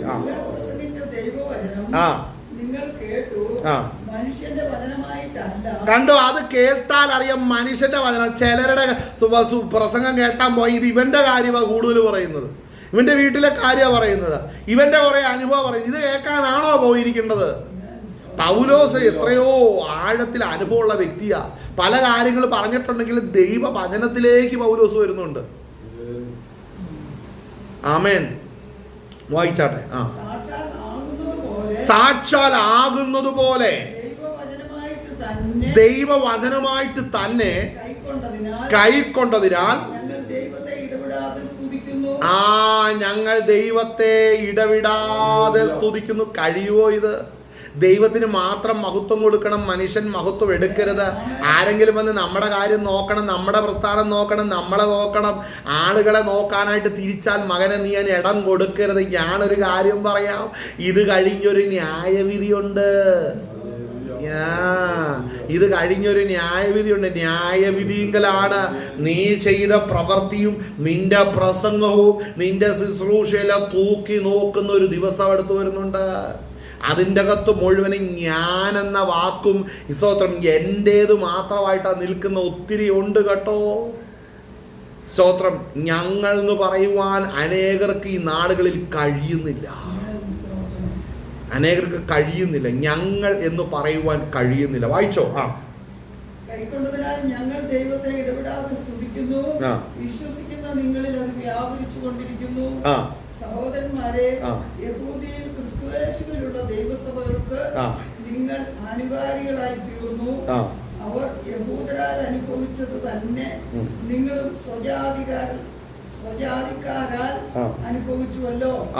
യഹൂദർ കർത്താവായ യേശുവിനെയും സ്വന്തം പ്രവാചകന്മാരെയും കൊന്നവരും ഞങ്ങളെ ഓടിച്ചു കളഞ്ഞവരും. കണ്ടോ? ഞങ്ങളെ ഓടിച്ച്, അവിടെ എന്നെ ഓടിച്ചെന്നല്ല, ഞങ്ങളെ ഓടിച്ചത്. നിന്നെ ഓടിച്ചാൽ നിന്റെ കൂടെ ആരെങ്കിലും ഉണ്ട്, അവരുടെ പേരും കൂടെ പുറത്തു വരണം കേട്ടോ. വലിയൊരു കൂട്ടം ഓടിയത്, നിന്റെ പേര് മാത്രം പുറത്തു വരുന്നത്. ദൈവത്തിന്റെ വലിയ പ്രവൃത്തിയാണ്. ഒരു പ്രവൃത്തിയല്ല, നിന്റെ പ്രവൃത്തി ചെയ്ത്. ദൈവനാമത്താൽ ഉപദ്രവം ഏറ്റിട്ടുള്ളവരുണ്ടെങ്കിൽ അവരുടെ എല്ലാ പേര് നീ ഒന്ന് പറയണം. ഞങ്ങൾ ഒരുമിച്ചാണ് അനുഭവിച്ചത്. എനിക്കെന്ത് വേദന ഉണ്ടെന്നറിയാം. അങ്ങനെയല്ല, ഞങ്ങൾക്ക് എന്ത് വേദനയുണ്ട് അത് പറയണം നീ. എനിക്ക് എന്ത് നഷ്ടം വന്നു, അങ്ങനെയല്ല, ഞങ്ങൾക്ക് എത്രയോ നഷ്ടം വന്നു. അങ്ങനെ പറയുമ്പോൾ അതിൻ്റെ അത് ദൈവകൃപ വ്യാപരിക്കും. മറ്റേ നീ നിന്റെ കാര്യം പറഞ്ഞ ഒന്നും വ്യാപരിക്കില്ല. നീ ദൈവകൃപയ്ക്കായിട്ട് ഏൽപ്പിച്ചു കൊടുക്കണം. എന്തുകൊണ്ടാണ് ഇവിടെ പറഞ്ഞ നമ്മൾ വായിച്ച വാക്യത്തില്, അവിടെ 13-ാം വാക്യത്തിൽ ഞങ്ങൾ പ്രസംഗിച്ച ദൈവവചനം നിങ്ങൾ കേട്ടു, മനുഷ്യന്റെ വചനമായിട്ടല്ല സാക്ഷാൽ ആകുന്നത് പോലെ ദൈവവചനമായിട്ട് തന്നെ കൈക്കൊണ്ടതിനാൽ ഞങ്ങൾ ദൈവത്തെ ഇടപെടാതെ സ്തുതിക്കുന്നു. വിശ്വസിക്കുന്ന നിങ്ങളിൽ അത് കണ്ടോ, വ്യാപരിച്ചുകൊണ്ടിരിക്കുന്നു. അപ്പൊ ആത്മാവിന്റെ ഐക്യതയോടെ നിൽക്കുമ്പോൾ കേൾവിക്കാരിൽ ദൈവശക്തി വ്യാപരിച്ചുകൊണ്ടേയിരിക്കും. ഇന്ന് അനേക സഭകളുടെ അകത്ത് ദൈവശക്തി വ്യാപരിക്കുന്നില്ല. ദൈവശക്തി വ്യാപരിച്ചാൽ ദൈവ സ്നേഹത്തിൽ നിറയും, ഐക്യതയിൽ നിറയും. ചിലർ ആരാധിച്ചു കഴിഞ്ഞാൽ കുന്നായ്മ, സ്തോത്രം, ആളെ അസൂയ, ശാഠ്യം, ആളെ പരദൂഷണം, ഇതിലൊക്കെയാ ചിലർ പെരുകി വരുന്നത്. ഹല്ലേലൂയ. അപ്പോൾ ദൈവം പ്രതീക്ഷിക്കുന്ന ലെവലിൽ വേണം നമ്മൾ വളരുവാനായിട്ട്. വായിച്ച ആ വാക്യം വായിച്ച് ശ്രദ്ധിക്കും. യഹൂദർ കർത്താവായ യേശുവിനെയും സ്വന്തം പ്രവാചകന്മാരെയും കൊന്നവരും ഞങ്ങളെ ഓടിച്ചു കളഞ്ഞവരും ദൈവത്തെ പ്രസാദിപ്പിക്കാത്തവരും സകല മനുഷ്യർക്കും വിരോധികളും ജാതികൾ രക്ഷിക്കപ്പെടേണ്ടതിനായി ഞങ്ങൾ അവരോട് പ്രസംഗിക്കുന്നത്. കണ്ടോ, അവിടെ ശ്രദ്ധിക്കേണ്ട ഒരു കാര്യമാണ്. ഇവിടെ ആ ഭാരം ശ്രദ്ധിച്ചോ, പൗലോസിന്റെ ഭാരം ശ്രദ്ധിച്ചോ? അവിടെ വായിക്കുന്ന എന്താണ്? ജാതികൾ രക്ഷിക്കപ്പെടേണ്ടതിനായി ഞങ്ങൾ അവരോട് പ്രസംഗിക്കുന്നത് വിലക്കുന്നവരും. അപ്പോ ഇവര് മറ്റൊരുവൻ രക്ഷിക്കപ്പെടുന്ന ഇഷ്ടമല്ല. ഇത് ജാതികൾ ചെയ്യുന്ന കാര്യമാണ്. ചില സംഘടനകൾ, ചില മതസംഘടനകൾ അവര് സത്യം അറിയിക്കാൻ സമ്മതിക്കില്ല. എന്തുകൊണ്ടാന്ന് ചോദിച്ചാൽ നേതാക്കൾക്ക് അറിയാവുന്നേ ഇതിൻ്റെ അകത്ത് സത്യമുണ്ടെന്ന്. പക്ഷേ അനുയായികൾ, ഈ മന്ദബുദ്ധികളായിട്ടുള്ള അനുയായികൾ എപ്പോഴും എന്നാ പറയുന്നത്, ഈ നേതാക്കന്മാർ പറഞ്ഞു കേട്ടോണ്ടിരിക്കും. അവർക്കറിയത്തില്ല. അവർ പറയുന്നതിന് ഇവിടെ വന്നേക്കരുത്, പ്രസംഗിച്ചേക്കരുത്. കാരണം എന്നാ, ഈ വചനം കേട്ട് അവിടെ ഒരുത്തനോ ഇവിടെ ഒരുത്തനോ രക്ഷിക്കപ്പെട്ടു പോയി കഴിഞ്ഞാൽ പിന്നെ ഇവന്റെ വാക്ക് കേൾക്കില്ല. അതിലും നല്ലത് ഈ പ്രസംഗത്തെ എതിർക്കുക എന്നുള്ളതാണ്. ഹല്ലേലൂയ. അപ്പോ ഈ ജാതികൾ രക്ഷിക്കപ്പെടുന്നതിന് തടസ്സം നിൽക്കുന്നവന്മാരുടെ കൂടെ തോളെ കൈയിട്ട് നടന്നാൽ എന്ത് സംഭവിക്കും? അതിന്റെ അപകടം എന്നാന്ന് മനസ്സിലാക്കിയിട്ടുണ്ടോ? അനേകരെ പിശാച് ബന്ധിച്ചേക്കുക. അനേകരെ സാത്താൻ ബന്ധിച്ചിട്ടിരിക്കുക. അത് കാണാൻ പറ്റുന്നില്ല. മനസ്സിലാക്കണം, ഇതിന്റെ നടുവിലാണെന്ന് പറയണം. അവിടെ നമ്മൾ വായിച്ച ജാതികൾ രക്ഷിക്കപ്പെടേണ്ടതിനായി ഞങ്ങൾ അവരോട് പ്രസംഗിക്കുന്നത് വിലക്കുന്നവരും ആകുന്നു. കണ്ടോ, അത് പാവമാണെന്ന്. സുവിശേഷത്തെ തടസ്സം ചെയ്യുന്ന ഏത് ഏജൻസി ആണെങ്കിലും അവരൊരു ഞങ്ങൾ കുറ്റമൊന്നും ചെയ്യില്ല, ഈ ചെയ്യുന്നത് തന്നെ പാവമാ. മനസ്സിലാവുന്നുണ്ടോ? അതായത് ഒരു സുവിശേഷകൻ നടന്നു പോകുമ്പോൾ അവരുടെ വഴിയെ ആരെങ്കിലും ഏതെങ്കിലും വിധത്തില് വിലക്കിയിട്ടുണ്ടെങ്കിൽ, തടസ്സപ്പെടുത്തിയിട്ടുണ്ടെങ്കിൽ ആളെ അവൻ പാപമാണ് ചെയ്യുന്നത്. വായിച്ചേ. എന്നാൽ ദൈവക്രോധം അവരുടെ മേൽ മുഴുത്തു വന്നിരിക്കുന്നു. ദൈവക്രോധം, പിതാവിന്റെ ക്രോധം അവരുടെ കയ്യിൽ മുഴുത്തു വന്നിട്ട് സഹോദരന്മാരെ, ഞങ്ങൾ അല്പനേരത്തേക്ക് ഹൃദയം കൊണ്ടല്ല മുഖം കൊണ്ട് നിങ്ങളെ വിട്ടുപിരിഞ്ഞിട്ട് ബഹുകാംക്ഷയോടെ നിങ്ങളുടെ മുഖം കാണുവാൻ ഏറ്റവും അധികം ശ്രമിച്ചു. അതുകൊണ്ട് നിങ്ങളുടെ അടുക്കൽ വരുവാൻ ഞങ്ങൾ വിശേഷാൽ പൗലോസായി ഞാൻ 1-2 പ്രാവശ്യം വിചാരിച്ചു. എന്നാൽ സാത്താൻ ഞങ്ങളെ തടുത്തു. അപ്പോൾ ശ്രദ്ധിക്കണം, എങ്ങനെ ആരാ തടുത്തേ? മനസ്സിലാവുന്നുണ്ടോ? ആരാ തടുത്തേ? 1-2 വട്ടം ആഗ്രഹിച്ചു വരുവാനിരുന്നപ്പോഴും പല വിധത്തിലുള്ള തടസ്സങ്ങൾ വരും. അപ്പൊ നിങ്ങൾ ശ്രദ്ധിക്കേണ്ട ഒരു കാര്യമാ, തെസലോനിക്കയിലേക്ക് പൗലോസ് ചെന്നാൽ അവിടെ ആത്മാവിന്റെ നിറവ് വെളിപ്പെടും. ശ്രദ്ധിക്കണം കാര്യം, അവിടെ ആത്മാവിൽ പറയുന്ന വചനങ്ങളെല്ലാം പൗലോസിന്റെ വചനവും നല്ല അവർ കേൾക്കുന്നു. കൊരിന്തിലെ പോലെയല്ല. കൊരിന്തിൽ ചോദ്യം ചെയ്യലല്ലേ എപ്പോഴും നോക്കിയാലും. നീ പൗലോസ്, നീ അപ്പോസ്തോലനല്ല കേട്ടോ, നീ അപ്പോസ്തോലനല്ല, നിന്റെ അപ്പോസ്തോലിനെ ഞങ്ങൾ അംഗീകരിക്കില്ല. പൗലോസിന്റെ ലേഖനം അത്, അല്ലാതെ ദൈവത്തിന്റെ വചനമെന്ന് അവർ പറയില്ല. ഇങ്ങനെയൊക്കെയാണ് മറ്റു പല സഭകളിൽ നടക്കുന്നത്. എന്നാൽ തെസലോനിക്കയിൽ അങ്ങനെയല്ല. വെളിപ്പെടുന്ന വചനം ദൈവത്തിന്റെ വചനമായിട്ട് അംഗീകരിക്കുന്ന ജനമാണ്. അതുപോലെ നമ്മൾ ആ വായിച്ച വാക്യത്തിൽ പറയുന്നത് വിശ്വസിക്കുകയും അത് നിങ്ങളിൽ അത് വ്യാപരിച്ചുകൊണ്ടിരിക്കുന്നു. അപ്പോൾ ദൈവശക്തിയുടെ വ്യാപാരം തെസലോനിക്ക സഭയിലുണ്ട്, അത് കൊരിന്ത്യ സഭയിൽ ഇല്ല. തെസലോനിക്ക സഭയ്ക്കകത്ത് ആത്മാവിന്റെ ശക്തിയുടെ വ്യാപാരമുണ്ട്. അതിനുശേഷം അവിടെ ആത്മാവിന്റെ ഐക്യത വെളിപ്പെടുന്നുണ്ട്. എല്ലാ നിലവാരത്തിലൂടെ ആത്മീക വളർച്ച സംഭവിക്കുന്നുണ്ട്. അപ്പോൾ സാത്താൻ അറിയാം പൗലോസ് ഇനിയും തെസലോനിക്കയിൽ പോയാൽ പല കാര്യങ്ങളും നടക്കും, അതുകൊണ്ട് അവന്റെ വഴി തടസ്സപ്പെടുത്തണം. ശ്രദ്ധിക്കണം, ഒരു ദൈവദാസന്റെ വഴി ഏതെങ്കിലും മേഖലകളിൽ തടസ്സപ്പെടുന്നുണ്ടെങ്കിൽ ശ്രദ്ധിച്ചോണം കേട്ടോ. നിന്നെ ഏത് കാര്യത്തിൽ നിന്നാണ് സാത്താൻ തടയുന്നത്, അവിടെ നീ ചെന്നാൽ വലിയ ദൈവപ്രവൃത്തി വെളിപ്പെടുക തന്നെ ചെയ്യും. ഹല്ലേലൂയ, ദൈവപ്രവൃത്തി വെളിപ്പെടുക തന്നെ ചെയ്യും. എന്നാൽ മനസ്സിലാക്കുക, സാത്താൻ തടയുന്ന എന്തിനാണെന്നറിയോ? ശ്രദ്ധിക്കണം, സാത്താൻ തടയുന്നത് ദൈവപ്രവൃത്തിയാണ്. സാത്താൻ തടയുന്നത് ആത്മാവിന്റെ വിടുതലുകളാണ്. സാത്താൻ തടയുന്നത് അഭിഷേകത്തിന് നിറവ് പ്രാപിക്കുന്നതാണ്. സാത്താൻ തടയുന്നത് സത്യവചനമാകുന്നത് പോലെ വിശ്വസിക്കാതിരിക്കാനാണ് സാത്താൻ തടയുന്നത്. അല്ലാതെ സാത്താൻ മറ്റൊന്നിനും വരുന്നില്ല. എന്നാൽ മനസ്സിൽ നമ്മൾ മറ്റൊരിടത്ത് നമ്മൾ ചിന്തിക്കുമ്പോൾ അപ്പോസ്തല പ്രവൃത്തി അതിൻ്റെ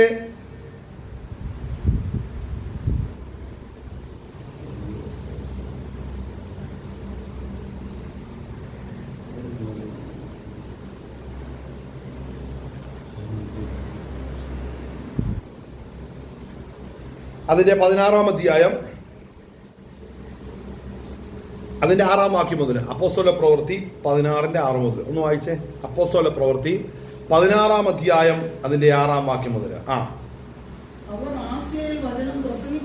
ഇവിടെ ശ്രദ്ധിക്കണം, ഇവിടെ മറ്റൊരിടത്ത് അവിടെ ആസ്യയിൽ വചനം പ്രസംഗിക്കരുതെന്ന്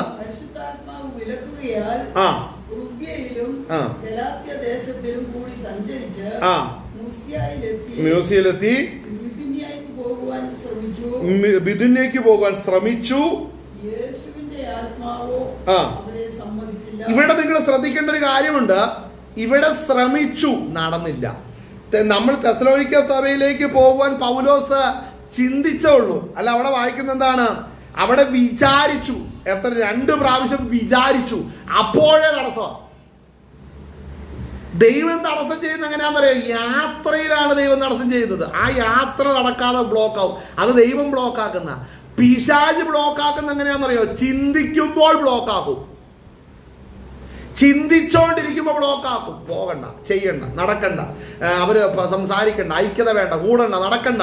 കാരണം അവിടെ ചെന്നാൽ ആത്മാവിന്റെ നിറവുണ്ട്, ദൈവശക്തി വെളിപ്പെടും, അവർക്ക് ആത്മ സന്തോഷമുണ്ടാകും, ദൈവനാമം മഹത്വപ്പെടും. അങ്ങനെയാണ് പോകണ്ട. ഇതാണ് സാത്താൻ. ആ സാത്താന് പല മക്കളും ഭൂമിയിലുണ്ട്. ആ സാത്താന് ഇഷ്ടം ചെയ്യുന്ന അനേക മക്കളുണ്ട്. രക്ഷിക്കപ്പെടാത്തവർ, വർഷങ്ങളായിട്ടും മാനസാന്തരപ്പെടാത്തവരാ. അല്ലെങ്കിൽ ക്രിസ്തുവിലേക്ക് വരുവാൻ മനസ്സില്ലാതെ ഇന്നും പാപത്തിന്റെ പാളയത്തിൽ കിടക്കുന്നവർ. മനസ്സിലാകുന്നുണ്ടോ? കർത്താവ് ന്യായം വിധിക്കുക തന്നെ ചെയ്യും, ഒഴിഞ്ഞു പോകത്തില്ല. ഹല്ലേലൂയ. മരണവാസങ്ങളും പാതാളവാസങ്ങളും ഹല്ലേലൂയ പിശാചിന്റെ സന്തതികളെ പിടിക്കുവാൻ ഹല്ലേലൂയ അവന്റെ പ്രാണൻ അവനിൽ നിന്ന് എടുക്കപ്പെടുമ്പോൾ അവന്റെ ആത്മാവിനെ ബന്ധിച്ച് നരകത്തിൽ കൊണ്ടുപോകുവാൻ കാളകളും ഹല്ലേലൂയ നായ്ക്കളും ബാശാൻ കൂറ്റന്മാരും സിംഹങ്ങളും വന്ന് അലറുമ്പോൾ നിന്റെ പ്രാണന് വേണ്ടി നീ നിലവിളിക്കും. എന്നാൽ നിന്റെ അടുക്കൽ കിടക്കുന്നവൻ പോലും നിന്റെ നിലവിളി കേൾക്കത്തില്ല. ഹല്ലേലൂയ. അതുകൊണ്ട് ദൈവനാമത്തെ ബ്ലോക്ക് ചെയ്യുന്നവനൊക്കെ കർത്താവ് കണ്ടുവച്ചിട്ടുണ്ട്. ഹല്ലേലൂയ. ലാസറെ ഹല്ലേലൂയ ഒത്തിരി ക്ലേശിച്ചിട്ടുണ്ട് കേട്ടോ. അവന്റെ മേശയിൽ നിന്ന് ഭക്ഷിക്കാമെന്ന് വിചാരിച്ചതുള്ളൂ, ഒന്നും കിട്ടിയിട്ടില്ല. അങ്ങേർക്ക് ആഗ്രഹിച്ചതുള്ളൂ, ഒന്നും കിട്ടിയിട്ടില്ല. വീട്ടിൽ എന്നും നല്ല ബീഫിന്റെയും ചിക്കന്റെയും മട്ടന്റെയും മണവ, ഏറ്റവും ശ്രേഷ്ഠമായ ആഹാരം. അവന്റെ പട്ടികളുടെ കൊര, വീട്ടിലേക്ക് വന്നും പോകുന്ന വണ്ടികളുടെ ബഹളം, ധൂമ്ര വസ്ത്രവും പട്ടും ധരിച്ച സൂഹിച്ചിരിക്കുന്നവൻ ചത്തു കഴിയും പറയും. ഹല്ലേലൂയ. ചത്തു കഴിയും പറയും. ഹല്ലേലൂയ. ലാസറ് വ്രണമൊക്കെ പട്ടി നാക്കിയും തിന്നാൻ ആഗ്രഹിച്ച് കിട്ടാതെയും അപ്പോഴും വിശ്വാസത്തെ ത്യജിച്ചില്ല കേട്ടോ. വിശ്വാസിച്ചില്ല. ഇത്രേ അബ്രഹാമിനെ അറിയാവുന്ന ഈ ധനവാൻ ഇത്ര സുഖിക്കുമ്പോൾ ദൈവമേ നീ എന്നെ കൈവിട്ടതെന്ത് ഇതുവരെ പറഞ്ഞിട്ടില്ല. നമ്മളും പറയരുത്. നമ്മളും പറയരുത്. പലതും ലോകത്ത് കിട്ടിയില്ലെന്ന് വന്നേക്കാം, പക്ഷേ പറയരുത്. ഈ ആഴ്ചക്കാലം പരീക്ഷകൾ വന്നാലും ശരി, പറയരുത് കേട്ടോ. ലാസറിനെ നമ്മൾ മാതൃകയാക്കണം. കാര്യം അബ്രഹാമിന്റെ മടിയിലിരുന്നുകൊണ്ട് പറയുന്നത് എന്താ? അബ്രഹാമേ, അവന്റെ വിരള് വെള്ളത്തിൽ മുക്കി എന്റെ വായിലേക്ക് തരണേന്ന്. ഭൂമിയിലായിരുന്ന അവന്റെ വിരള് കൊണ്ട് ഇവനെ തൊട്ടിരുന്ന കൈ കാണത്തില്ലായിരുന്നു. നരകത്തിൽ ചെന്നപ്പോ രംഗം മാറി. ആ കൈ വെള്ളത്തിൽ മുക്കി എന്റെ നാവിനൊന്ന് തണുപ്പിക്കണമേന്ന് രംഗങ്ങൾ മാറും കേട്ടോ. ഈ ആയുസ്സിൽ നിന്റെ പ്രാണനും ആത്മാവോ ക്രിസ്തുവിന്റെ നാമത്തിൽ മറയപ്പെടുന്നില്ലെങ്കിൽ, ആമേൻ, ഹല്ലേലൂയ. അനവധി പേരുണ്ട്, പറയാതെ പറ്റത്തില്ല. അനവധി പേരുണ്ട് അല്ലേ? ആ ലാസർ എത്രയോ ഭാരപ്പെട്ടു. ധനവാനോ, അവന്റെ പ്രൗഢിയും ഉയർച്ചയും അഹങ്കാരവും, അവന്റെ നരകത്തിൽ കിടന്നുകൊണ്ട് പറയും, എന്റെ മക്കളും കൂടപ്പറപ്പും അളിയന്മാരും അച്ചമ്മമാരും അമ്മാച്ചനൊന്നും ഇങ്ങോട്ട് വരല്ലേന്ന്, ആളെ അങ്ങോട്ട് അയക്കാൻ. നീ ആരടാ നരകത്തിൽ കിടക്കുന്ന? നിന്റെ വാക്ക് എന്തിന് കേൾക്കണം? ശ്രദ്ധിക്കേണ്ട ഒരു കാര്യമുണ്ട്. അവൻ ഭൂമിയിലിരുന്ന് സ്തോത്രം എല്ലാ കാര്യങ്ങളും സംസാരിച്ചാലും ചത്ത് കഴിയുമ്പോഴും സംസാരിക്കുക. MLA-നെയും MP-നെയും മന്ത്രിമാരെയും വിളിച്ചിട്ടുള്ള പരിചയമല്ലേ കിടക്കുന്നത് നിന്നില്? നീ ചത്ത് നരകത്തിൽ ചെല്ലുമ്പോൾ സംസാരിക്കുന്നത് എവിടത്തെ കാര്യമാ? ഭൂമിയിലെ പോലെ ഇരുന്ന് നാക്കിട്ടടിക്കും. അത് ഭൂമിയിലേ ഉള്ളൂ. സ്വർഗത്തിലെ വ്യവസ്ഥ മറ്റൊന്നാടാ. നിന്റെ വീടിന്റെ പുറത്ത് വിലയില്ലാതെ കിടന്ന് കണ്ണുനീരോടുകൂടെ ഈ ആയുസ്, ഈ പ്രവാസകാലോ വിശുദ്ധിയോടും വിശ്വാസത്തോടും കൂടെ പൂർത്തീകരിച്ചവൻ ദൈവ രാജ്യത്തിലിരിക്കുന്നത് കാണുമ്പോഴല്ലേ നിനക്ക് വിഷമം? എനിക്ക് വേറൊരു കാര്യം ചോദിക്കാറുണ്ട്, ശ്രദ്ധിച്ചേ. ഈ സ്വർഗത്തിൽ ആരിരിക്കുക? അല്ലെങ്കിൽ പാതാള പരസ്യയിലാണ് ആരിരിക്കുക? ലാസർ ഇരിക്കുക. ഈ ധനവാനെ ശ്രദ്ധിക്കണം കേട്ടോ. ഈ ധനവാന് ആരുടെ വിരല് വെള്ളത്തിൽ മുക്കിയിട്ട് നാവിനെ തടുക്കണമെന്നാ പറഞ്ഞതല്ലേ? ഞാൻ ചോദിക്കുന്നത്, ഇവൻ അവിടെ വേറെ ആരും പരിചയമില്ല. ഇവന് വേറെ ആരും പരിചയമില്ല. ഇവന്റെ കൂട്ടുകാരും മോളിൽ പോയിട്ടില്ല. അതല്ലേ യാഥാർത്ഥ്യം. ലാസർ സ്വർഗത്തിൽ പോയി. ധനവാന്റെ കൂട്ടുകാരും എവിടെയില്ല? സ്വർഗത്തിലില്ല. അവന്റെ കുടുംബക്കാരെ നോക്കി ആരെയും കണ്ടില്ല. ഹല്ലേലൂയ. അവന്റെ ഇടവകയെ നോക്കി കണ്ടില്ല. അവന്റെ രൂപരെ നോക്കി കണ്ടില്ല. കാണത്തില്ല. നീ രക്ഷിക്കപ്പെട്ടില്ലെങ്കിലുണ്ടല്ലോ, ഇന്ന് രാത്രിയിൽ ദൈവം നിന്നെ സന്ദർശിക്കും. ആമേൻ. വായിച്ചാട്ടെ, തുടർന്ന് വായിച്ചേ. അപ്പോസ്തല പ്രവൃത്തി വായിച്ചു. ഇവിടെ ശ്രദ്ധിക്കണം, ആസിയിൽ വചനം പ്രസംഗിക്കരുതെന്ന് കണ്ടോ. പരിശുദ്ധാത്മാവ് വിലക്കും. ആമേൻ. പരിശുദ്ധാത്മാവ് വിലക്കുന്നെന്ന് പറഞ്ഞാൽ അവൾ വളരെ ശ്രദ്ധിക്കേണ്ട ഒരു കാര്യമുണ്ട്. ദൈവത്തിന്റെ ആത്മാവ് സ്തോത്രം അവിടെ നാം പല വിധത്തിൽ ഇടപെടുന്നുണ്ട്. എന്നാൽ നമ്മളവിടെ നോക്കുന്ന സമയത്ത് അവിടെ വലിയൊരു കലഹം പുറകെ നടക്കുന്നുണ്ട്. ബർന്നബാസും പൗലോസും തമ്മിൽ വേർപിരിഞ്ഞു വരുന്നു. അങ്ങനെ നിന്ന സമയത്താണ് സ്തോത്രം മർക്കോസിനെ വിളിച്ചുകൊണ്ട് ആര് പോയി? സ്തോത്രം ഈ പറഞ്ഞ അവിടെ പൗലോസോ ശീലാസിനെ തിരഞ്ഞെടുത്ത് സകല കർത്താവിന്റെ കൃപയിൽ ഫലമേൽപ്പിച്ചു. അതിന് തൊട്ട് പറയുമ്പോൾ വേർപിരിഞ്ഞ മർക്കോസിനെ കൂട്ടിക്കൊണ്ട് ബർന്നബാസ് മർക്കോസിനെ കൂട്ടിക്കൊണ്ട് കപ്പൽ കയറി കുപ്രോസ് ദ്വീപിലേക്ക് പോയി. അവർ തമ്മിൽ വേർപിരിഞ്ഞു. ഇവരെന്തിനാ വേർപിരിഞ്ഞേ? ശ്രദ്ധിക്കേണ്ട ഒരു കാര്യമുണ്ട്. ഇത് കൂടെ കേൾക്കണം. ഇതിന്റെ ഇടയിൽ നമുക്ക് ചിന്തിക്കേണ്ട ഒരു വിഷയമാണ്. ഇവരെന്തിനാ വേർപിരിഞ്ഞേ? പൗലോസ് പറഞ്ഞു യെരുശലേം കൗൺസിലൊക്കെ കൂടി അതിന് മുമ്പ് പറഞ്ഞു, സഭകളുടെ അകത്ത് ഇനി യഹൂദ മര്യാദ അനുസരിച്ച് ജീവിക്കരുത്, അതല്ല വേണ്ടത്. ചിലര് ന്യായപ്രമാണം അനുസരിച്ച് പരിച്ഛേദന, സ്നാനപ്പെട്ടവൻ വീണ്ടും പരിച്ഛേദന ചെയ്യാനൊക്കെ പോയിട്ടുണ്ട്. ഇത് കണ്ടിട്ടാണ് പൗലോസ് ദേഷ്യപ്പെട്ടെ. അപ്പോൾ ഇതൊക്കെ യെരുശലേം കൗൺസിൽ കൂടി കൃത്യമായ ഒരു നിയമസംഹിതയൊക്കെ ഇറക്കി, ഇങ്ങനെയൊക്കെ വേണമെന്നൊക്കെ പറഞ്ഞ് ഇറക്കി. അതെല്ലാം കഴിഞ്ഞപ്പോ പൗലോസും അതുപോലെ ബർന്നബാസും പൗലോസിരുന്നോണ്ട് പറഞ്ഞു, ഇതേ നമ്മൾ പോയ സഭയിൽ കൂടെയൊക്കെ നമുക്ക് ഒന്നും കൂടെ ഒന്ന് പോകണം. നമ്മൾ ഈ എഴുതി അറിയിച്ച കാര്യങ്ങളൊക്കെ അവർ ചെയ്യുന്നുണ്ടോ നോക്കണ്ടേ? അത് ചെയ്യണ്ടോ നോക്കുന്നില്ല. അപ്പൊ ഇത് പറഞ്ഞപ്പോഴത്തേനും ബർന്നബാസുമായിട്ട് പൗലോസ് ഉടക്കി. അങ്ങനെ പോകേണ്ട കാര്യമില്ലെന്നും പറഞ്ഞുകൊണ്ട് ബർന്നബാസ്. ഇത് നമ്മൾ ചിന്തിക്കണം കേട്ടോ. എല്ലാവർക്കും ഒരേ ആത്മീക എരിവില്ല. അത് ശ്രദ്ധിക്കണം. ഒരേ ആത്മീക എരിവില്ല. അവര് നോക്കുമ്പോ ബർന്നബാസിനെ വേലക്കായിട്ട് ഇറക്കി അവര് നോക്കുമ്പോ അവരൊക്കെ ഒരു പരിമിതിയുള്ളൂ. പക്ഷെ ശ്രദ്ധിക്കണം, ലൂക്കോസ് ചരിത്രം എഴുതുമ്പോ ബർന്നബാസ് പൗലോസിനെ വേർവിട്ട് കഴിഞ്ഞിട്ട് പിന്നെ ബർന്നബാസിന്റെ ചരിത്രം അല്ല എഴുതുന്നത്, പൗലോസിന്റെ ചരിത്രം എഴുതുന്നത്. എരിവുള്ളവന്റെ ചരിത്രമാണ് രേഖപ്പെടുത്തുള്ളൂ. ചുമ്മാ അതിലൂടെ നടക്കുന്നതിന്റെ രേഖപ്പെടുത്തത്തില്ല. ശ്രദ്ധിക്കണം, പൗലോസ് എരിവുള്ളവനായിരുന്നു. അപ്പോൾ ഞാൻ പറയാൻ വന്ന കാര്യം അതല്ല, ഇവര് വേർപിരിഞ്ഞു കേട്ടോ. എന്താ കാരണം? ന്യായപ്രമാണത്തിന്റെ ആചാരങ്ങൾ വീണ്ടും സ്നാനപ്പെട്ടവന്മാർ ആചരിക്കുന്നുണ്ട്. അങ്ങനെ ചിലരത് അനുസരിക്കുകയും അതിൻ്റെ അകത്ത് വീണു പോവുകയും ചെയ്തിട്ടുണ്ട്. അതുണ്ടാകരുത്, അതാണ് വിഷയം. നിങ്ങൾ ശ്രദ്ധിക്കണം. അങ്ങനെ പറഞ്ഞൊരു 16-ാം അധ്യായത്തിലേക്ക് നമ്മൾ കയറുമ്പോൾ, അപ്പോസ്തല പ്രവൃത്തി 16-ാം അധ്യായത്തിലേക്ക് കയറുമ്പോൾ ഒന്ന് വായിച്ച് 16-ന്റെ 1 മുതൽ ഒന്ന് വായിച്ചേ. തൊട്ടിപ്പുറത്ത് അപ്പോസ്തല പ്രവൃത്തി 16-ന്റെ 1 മുതൽ വേഗം നിർത്താം. അവൻ ദെർബയിലും ലുസ്ത്രയിലും ചെന്ന് അവിടെ വിശ്വാസമുള്ള ഒരു യഹൂദ സ്ത്രീയുടെ മകനായി തിമോഥെയോസ് എന്നു പേരുള്ള ഒരു ശിഷ്യൻ ഉണ്ടായിരുന്നു. അവന്റെ അപ്പൻ യവനനായിരുന്നു. അവൻ ലുസ്ത്രയിലും ഇക്കോന്യയിലുമുള്ള സഹോദരന്മാരാൽ നല്ല സാക്ഷ്യം കൊണ്ടവനായിരുന്നു. ഇവിടെ ശ്രദ്ധിക്കണം, നമ്മളിവിടെ വായിക്കേണ്ട ലൂക്കോസ് ചരിത്രം ഏത് കാര്യത്തിൽ ആരാണ് തന്നെ അനുഗമിക്കേണ്ടതെന്ന് നോക്കിയാണ് ഭാരപ്പെട്ട് കലങ്ങിപ്പോയത്. അടുത്ത സ്പോട്ടിൽ ആരാണ് യഥാർത്ഥത്തിൽ നല്ല അനുയായി ആകണ്ടേ, നല്ല മാതൃകയുള്ളവനല്ലേ ആക്കേണ്ടത്, അങ്ങനെയുള്ള ഒരുത്തനെ ദൈവം കാണിച്ചു കൊടുത്തു. പൗലോസിന് തിമോഥെയോസിനെ കാണിച്ചു കൊടുത്തു. അല്ല, അങ്ങനെ വേണോ അത് വായിക്കാൻ? പൗലോസിന് തിമോഥെയോസിനെ കാണിച്ചു കൊടുത്തു, കുടുംബത്തെ കാണിച്ചു കൊടുത്തു, അപ്പനെ അമ്മയും കാണിച്ചു കൊടുത്തു, അവന്റെ സാക്ഷ്യം കാണിച്ചു കൊടുത്തു, എല്ലാം കാണിച്ചു കൊടുത്തേ. എല്ലാം ഇഷ്ടപ്പെട്ടു. വായിച്ചേ. അവൻ തന്നോടുകൂടെ പോരണം എന്ന് പൗലോസ് ഇച്ഛിച്ചു. ശ്രദ്ധിക്കണം, അവൻ തന്നോടുകൂടെ പോരണമെന്ന് ഇത് ഒരു 2-3 ഒരു 5-6 വാക്യം മുമ്പില് നമ്മൾ വായിച്ചെന്ന രണ്ടുപേരും കൂടെ വേർപിരിഞ്ഞു. ബർന്നബാസും പൗലോസും തമ്മിൽ വേർപിരിഞ്ഞിട്ട് പൗലോസ് ശീലാസിനെയും കൂട്ടിക്കൊണ്ടുപോയി, ബർന്നബാസ് മർക്കോസിനെയും കൂട്ടിക്കൊണ്ടുപോയി, അല്ലേ? അങ്ങനെ ഇവിടെ വന്നു കഴിഞ്ഞപ്പോൾ പൗലോസിന് ഇപ്പൊ ശരിക്കും തിമോഥെയോസിനെ കിട്ടിയാ കൊള്ളാമെന്നുണ്ട്.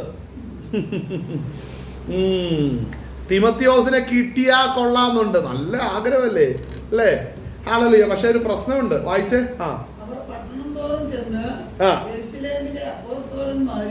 അല്ല, തുടർന്ന് വായിക്കുക. അപ്പൊ 3 തന്നോട് കൂടെ പോരണമെന്ന് പൗലോസ് ഇച്ഛിച്ചു. അവന്റെ അപ്പൻ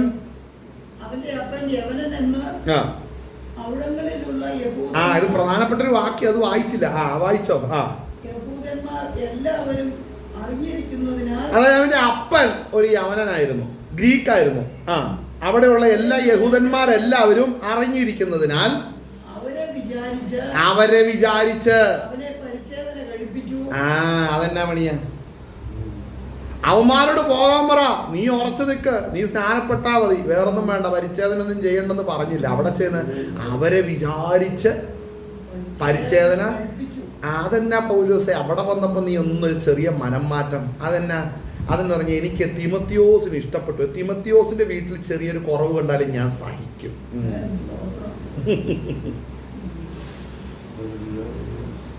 എന്തിനാ നീ ബർന്നബാസുമായിട്ട് അടിയുണ്ടാക്കിയത്? ഈ കാര്യത്തിനല്ലേ. സ്നാനപ്പെട്ട് വേർപെട്ടാ പോരെ? യഹൂദന്മാരെ വിചാരിച്ച് അവനെ പരിച്ഛേദന ചെയ്യാൻ വിട്ടത് എന്തിനാ? നീ അറിവുള്ള നീ സ്തോത്രം ക്ഷേത്രത്തിൽ ആഹാരം കഴിക്കുവാനിരുന്നാൽ ബലഹീന വിശ്വാസി നിന്റെ പ്രവൃത്തി കണ്ട് തെറ്റിപ്പോകില്ലയോ? ഒരു വിഷയം, ഒരു വളരെ പ്രധാനപ്പെട്ട വിഷയം. എന്നാൽ അവിടെ ശ്രദ്ധിക്കണം, ആ ഒരു കാര്യത്തില് പൗലോസ് പറഞ്ഞു. കാരണം എന്നാ? അവിടെ തിമോഥെയോസിനെ കണ്ട് ഇഷ്ടപ്പെട്ടു. മനസ്സിലാവുന്നുണ്ടോ? അപ്പോ കാര്യങ്ങൾ ഇങ്ങനെ തിരിഞ്ഞും മറിഞ്ഞൊക്കെ വരും. വായിച്ചേ. അവർ പട്ടണത്തോളം ചെന്ന് യെരൂശലേമിലെ അപ്പോസ്തലന്മാരും മൂപ്പന്മാരും വിധിച്ച നിർണയങ്ങൾ പ്രമാണിക്കേണ്ടതിന് അവർക്ക് ഏൽപ്പിച്ചു കൊടുത്തു. അടുത്തത്, അങ്ങനെ സഭകൾ വിശ്വാസത്തിൽ ഉറയ്ക്കുകയും എണ്ണത്തിൽ ദിവസേന പെരുകുകയും ചെയ്തു. അവർ ആസിയയിൽ വചനം പ്രസംഗിക്കരുതെന്ന്. ഇത്രയും കാര്യങ്ങൾ നടന്നു കഴിയുമ്പോൾ അടുത്തത് പരിശുദ്ധാത്മാവിന്റെ കറക്റ്റ് ആയിട്ടുള്ള ഗൈഡൻസ് വരിക. ഏത് നേരത്താണ് ദൈവത്തിന്റെ ആത്മാവിന്റെ ശക്തി, അത് ഏത് റൂട്ടിലാണ് പോകേണ്ടതെന്ന് വെളിപ്പെട്ട് വരുന്നുണ്ടോ? ചില കാര്യങ്ങൾ അവിടെ വരുമ്പോൾ പരിശുദ്ധാത്മാവ് തന്നെ ആ വഴി ബ്ലോക്ക് ആക്കുക. ആസിയയിൽ വചനം പ്രസംഗിക്കരുതെന്ന് പരിശുദ്ധാത്മാവ് വിലക്കുകയാൽ ഫ്രുഗ്യയിലും ഗലാത്യ ദേശത്തിലും കൂടി സഞ്ചരിച്ച് മ്യൂസിയയിലെത്തി. ബിഥുന്യയ്ക്ക് പോകുവാൻ ശ്രമിച്ച് യേശുവിന്റെ ആത്മാവോ അവരെ സമ്മതിച്ചില്ല. അവനെയല്ല, അവരെ. കൂട്ടത്തിൽ ആരുണ്ട്? ശീലാസുണ്ട്. അപ്പൊ ഒരാൾക്ക് മാത്രമല്ല, കൂടെ ഇരിക്കുന്ന ആൾക്കും വെളിപ്പെട്ടു പോകരുതെന്ന്. അപ്പോൾ ഒരു കാര്യത്തിന് പോകുമ്പോ പൗലോസ്, ഞാനല്ലേ മുമ്പിൽ ഇറങ്ങിയിരിക്കുന്നത്, എന്റെ വാക്ക് കേട്ടാ പോരാ, നിനക്ക് വെളിപ്പെടുന്നൊന്നും വെളിപ്പാടായിട്ട് കാണണ്ട, അങ്ങനെ പറഞ്ഞോ? അപ്പോൾ അവർക്ക് വെളിപ്പെട്ടു, അവരെ തടുത്തു, അത് അംഗീകരിച്ചു. മനസ്സിലാകുന്നുണ്ട്? ആ വാക്ക് വളരെ ശ്രദ്ധിച്ചു. അവിടെ പറയുന്ന അവരെ സമ്മതിച്ചില്ല. അവർ മ്യൂസിൽ കടന്ന് ത്രോവാസിൽ എത്തി. അവിടെ പൗലോസ് രാത്രിയിൽ മക്കതോന്യക്കാരനായ ഒരു പുരുഷൻ അരികെ നിന്ന്, നീ മക്കതോന്യക്ക് കടന്നു വന്ന് ഞങ്ങളെ സഹായിക്കുക എന്ന് തന്നോട് അപേക്ഷിക്കുന്നതായ ഒരു ദർശനം കണ്ടോ? രണ്ടുപേരെ ഒരേ കാര്യത്തിൽ ബ്ലോക്ക് ചെയ്യുമ്പോൾ ശ്രദ്ധിക്കണം, അടുത്തത് ദർശനം കാണിക്കാനാ. നമ്മുടെ വഴി എവിടെയെങ്കിലും ദൈവം തടുക്കുന്നുണ്ടെങ്കിൽ, പരിശുദ്ധാത്മാവ് തടുക്കുന്നുണ്ടെങ്കിൽ, ക്രിസ്തുവിന്റെ ആത്മാവ് തടുക്കുന്നുണ്ടെങ്കിൽ, ഒരാൾക്ക് വെളിപ്പെട്ടില്ല, മറ്റാൾക്ക് വെളിപ്പെട്ടു, എല്ലാവർക്കും ഒരുപോലെ അനുഭവം വരികയാണ്. കാര്യങ്ങൾ ബ്ലോക്ക് ആകുന്നു എന്ന് മനസ്സിലായ പിന്നെ സ്റ്റെപ്പ് വെക്കരുത്. എന്നാൽ തെസലോനിക്കയിൽ എന്താ സംഭവിച്ചത്? അവിടെ പൗലോസ് ചെന്നാൽ അവർ ആത്മാവിന്റെ നിറവ് വരും, ആത്മാവിന്റെ ഐക്യത വെളിപ്പെടും. പൗലോസിന്റെ വചനം എന്നല്ല പറയുന്നത്, ദൈവത്തിന്റെ വചനം ആകുന്ന വചനം ആകുന്നത് പോലെ അവർ വിശ്വസിക്കുകയാണ്. ജനം സന്തോഷിക്കും. പൗലോസ് പീഡിപ്പിക്കപ്പെടുന്നത് പോലെ തെസലോനിക്കയിൽ കടന്നു വിശ്വാസത്തിൽ വന്ന ജനവും തന്റെ ജനങ്ങൾ സ്വജാതികളാൽ അവരനുഭവിച്ച അതേ കഷ്ടങ്ങളിൽ വന്നവരാണ് തെസലോനിക്കയിലുള്ളവര്. അവർ ഈ പൗലോസിനെ കണ്ടു കഴിയുമ്പോൾ സന്തോഷിക്കുമെന്ന് കണ്ടപ്പോൾ സാത്താൻ തടുത്തു. ശ്രദ്ധിക്കണം. അപ്പോൾ ദൈവം തടുക്കുന്നതും സാത്താൻ തടുക്കുന്നതും തിരിച്ചറിയണം. ഞാൻ ഒരിടത്ത് ശുശ്രൂഷയ്ക്ക് അയച്ച് അവിടെ ചെല്ലുമ്പോൾ ദൈവപ്രവൃത്തി വെളിപ്പെടും, ജനം വിടുവിക്കപ്പെടും, ആത്മനിറവ് വെളിപ്പെടുമെന്നുകൊണ്ട് വഴിയിൽ തടസ്സം വരുമ്പോൾ മനസ്സിലാക്കിക്കോളൂ, അത് സാത്താനാണ് തടുക്കുന്നത്. എന്നാൽ ശുശ്രൂഷയുടെ വേല കടന്നു പോകുന്ന സമയത്ത് അല്ലെങ്കിൽ ഏതെങ്കിലും തർക്ക വിഷയത്തിലാണ് ഞാൻ സ്റ്റെപ്പ് വെച്ചിരിക്കുന്നതെങ്കിൽ, തെറ്റായ റൂട്ടിലാണ് ഞാൻ പോകുന്നതെങ്കിൽ, എൻ്റെ വഴിയും എൻ്റെ റൂട്ടും മുടങ്ങിപ്പോകും. എനിക്കും എൻ്റെ കൂടെയുള്ളവർക്കും അത് അനുഭവപ്പെടും. ഇവിടെ പൗലോസ് എന്ന വ്യക്തിയെ മാത്രമാണ് സാത്താൻ ബ്ലോക്ക് ചെയ്തത്. എന്നാൽ കർത്താവിന്റെ പദ്ധതി വിട്ട് നീ പോയാൽ നീ മാത്രമല്ല, നിന്റെ കൂടെയുള്ളവർക്കെല്ലാം ആ ബ്ലോക്ക് അനുഭവപ്പെടും.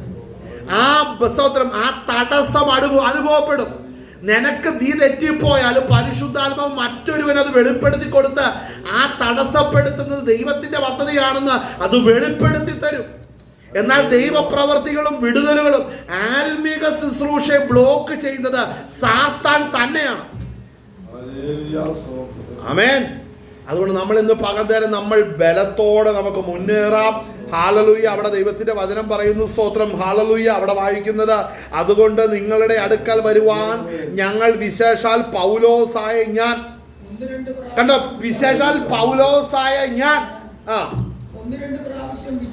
കണ്ടോ? ഞങ്ങൾ, ഇവർ രണ്ടുപേരും ഒന്നിലധികം പേര് തീരുമാനമെടുത്തു. പക്ഷേ അനുഭവപ്പെട്ടത് പൗലോസിനാണ്. പൈശാചികമായ അല്ലെങ്കിൽ ആ വഴി ബ്ലോക്ക് ചെയ്യപ്പെട്ടത്, അനുഭവിക്കപ്പെട്ടത് പൗലോസിനാണ്. കാര്യം പൗലോസിനറിയാം, അവിടെ ഞാൻ ചെല്ലുന്ന വിഷയത്തിൽ ഇടർച്ചയില്ല, ഞാൻ ചെല്ലുന്ന വിഷയത്തിൽ തടസ്സമില്ല. അവിടെ ആശ്വാസവും സമാധാനവും ആത്മനിറവേ അവിടെ ഉള്ളൂ. ഇടർച്ചയ്ക്ക് അവിടെ കാരണമില്ലെന്ന് മനസ്സിലാക്കുമ്പോൾ തിരിച്ചറിഞ്ഞോണം, അത് ബ്ലോക്ക് ചെയ്യുന്നത് സാത്താനാണ്. ആമേൻ. അതുകൊണ്ട് ഇന്ന് പകൽ നേരം നമുക്ക് ദൈവസന്നിധി നമ്മളെ തന്നെ പൂർണ്ണമായിട്ട് നമുക്ക് സമർപ്പിക്കാം. കർത്താവിന്റെ കാര്യത്തിലേക്ക് നമുക്ക് സമർപ്പിക്കാം. കർത്താവിന്റെ കൃപയിൽ നമുക്ക് ഏൽപ്പിക്കാം. ഈ വരുന്ന നാളുകളിൽ അവന്റെ സന്നിധിയിൽ നമുക്ക് നിഷ്കളങ്കതയോടെ നമുക്ക് സ്റ്റെപ്പുകളെ വെക്കുവാൻ തക്കവണ്ണം പരിശുദ്ധാത്മാവ് നമ്മളെ സഹായിക്കുമാറാകട്ടെ. നമ്മുടെ കണ്ണുകൾ അടയ്ക്കാം, പ്രാർത്ഥിക്കാം. ഈ പകൽ നേരം കർത്താവ് നമ്മുടെ ജീവിതത്തിൽ ചെയ്ത എല്ലാ നല്ല ദാനങ്ങൾക്കായിട്ട് നമുക്ക് ദൈവത്തെ മഹത്വപ്പെടുത്താം.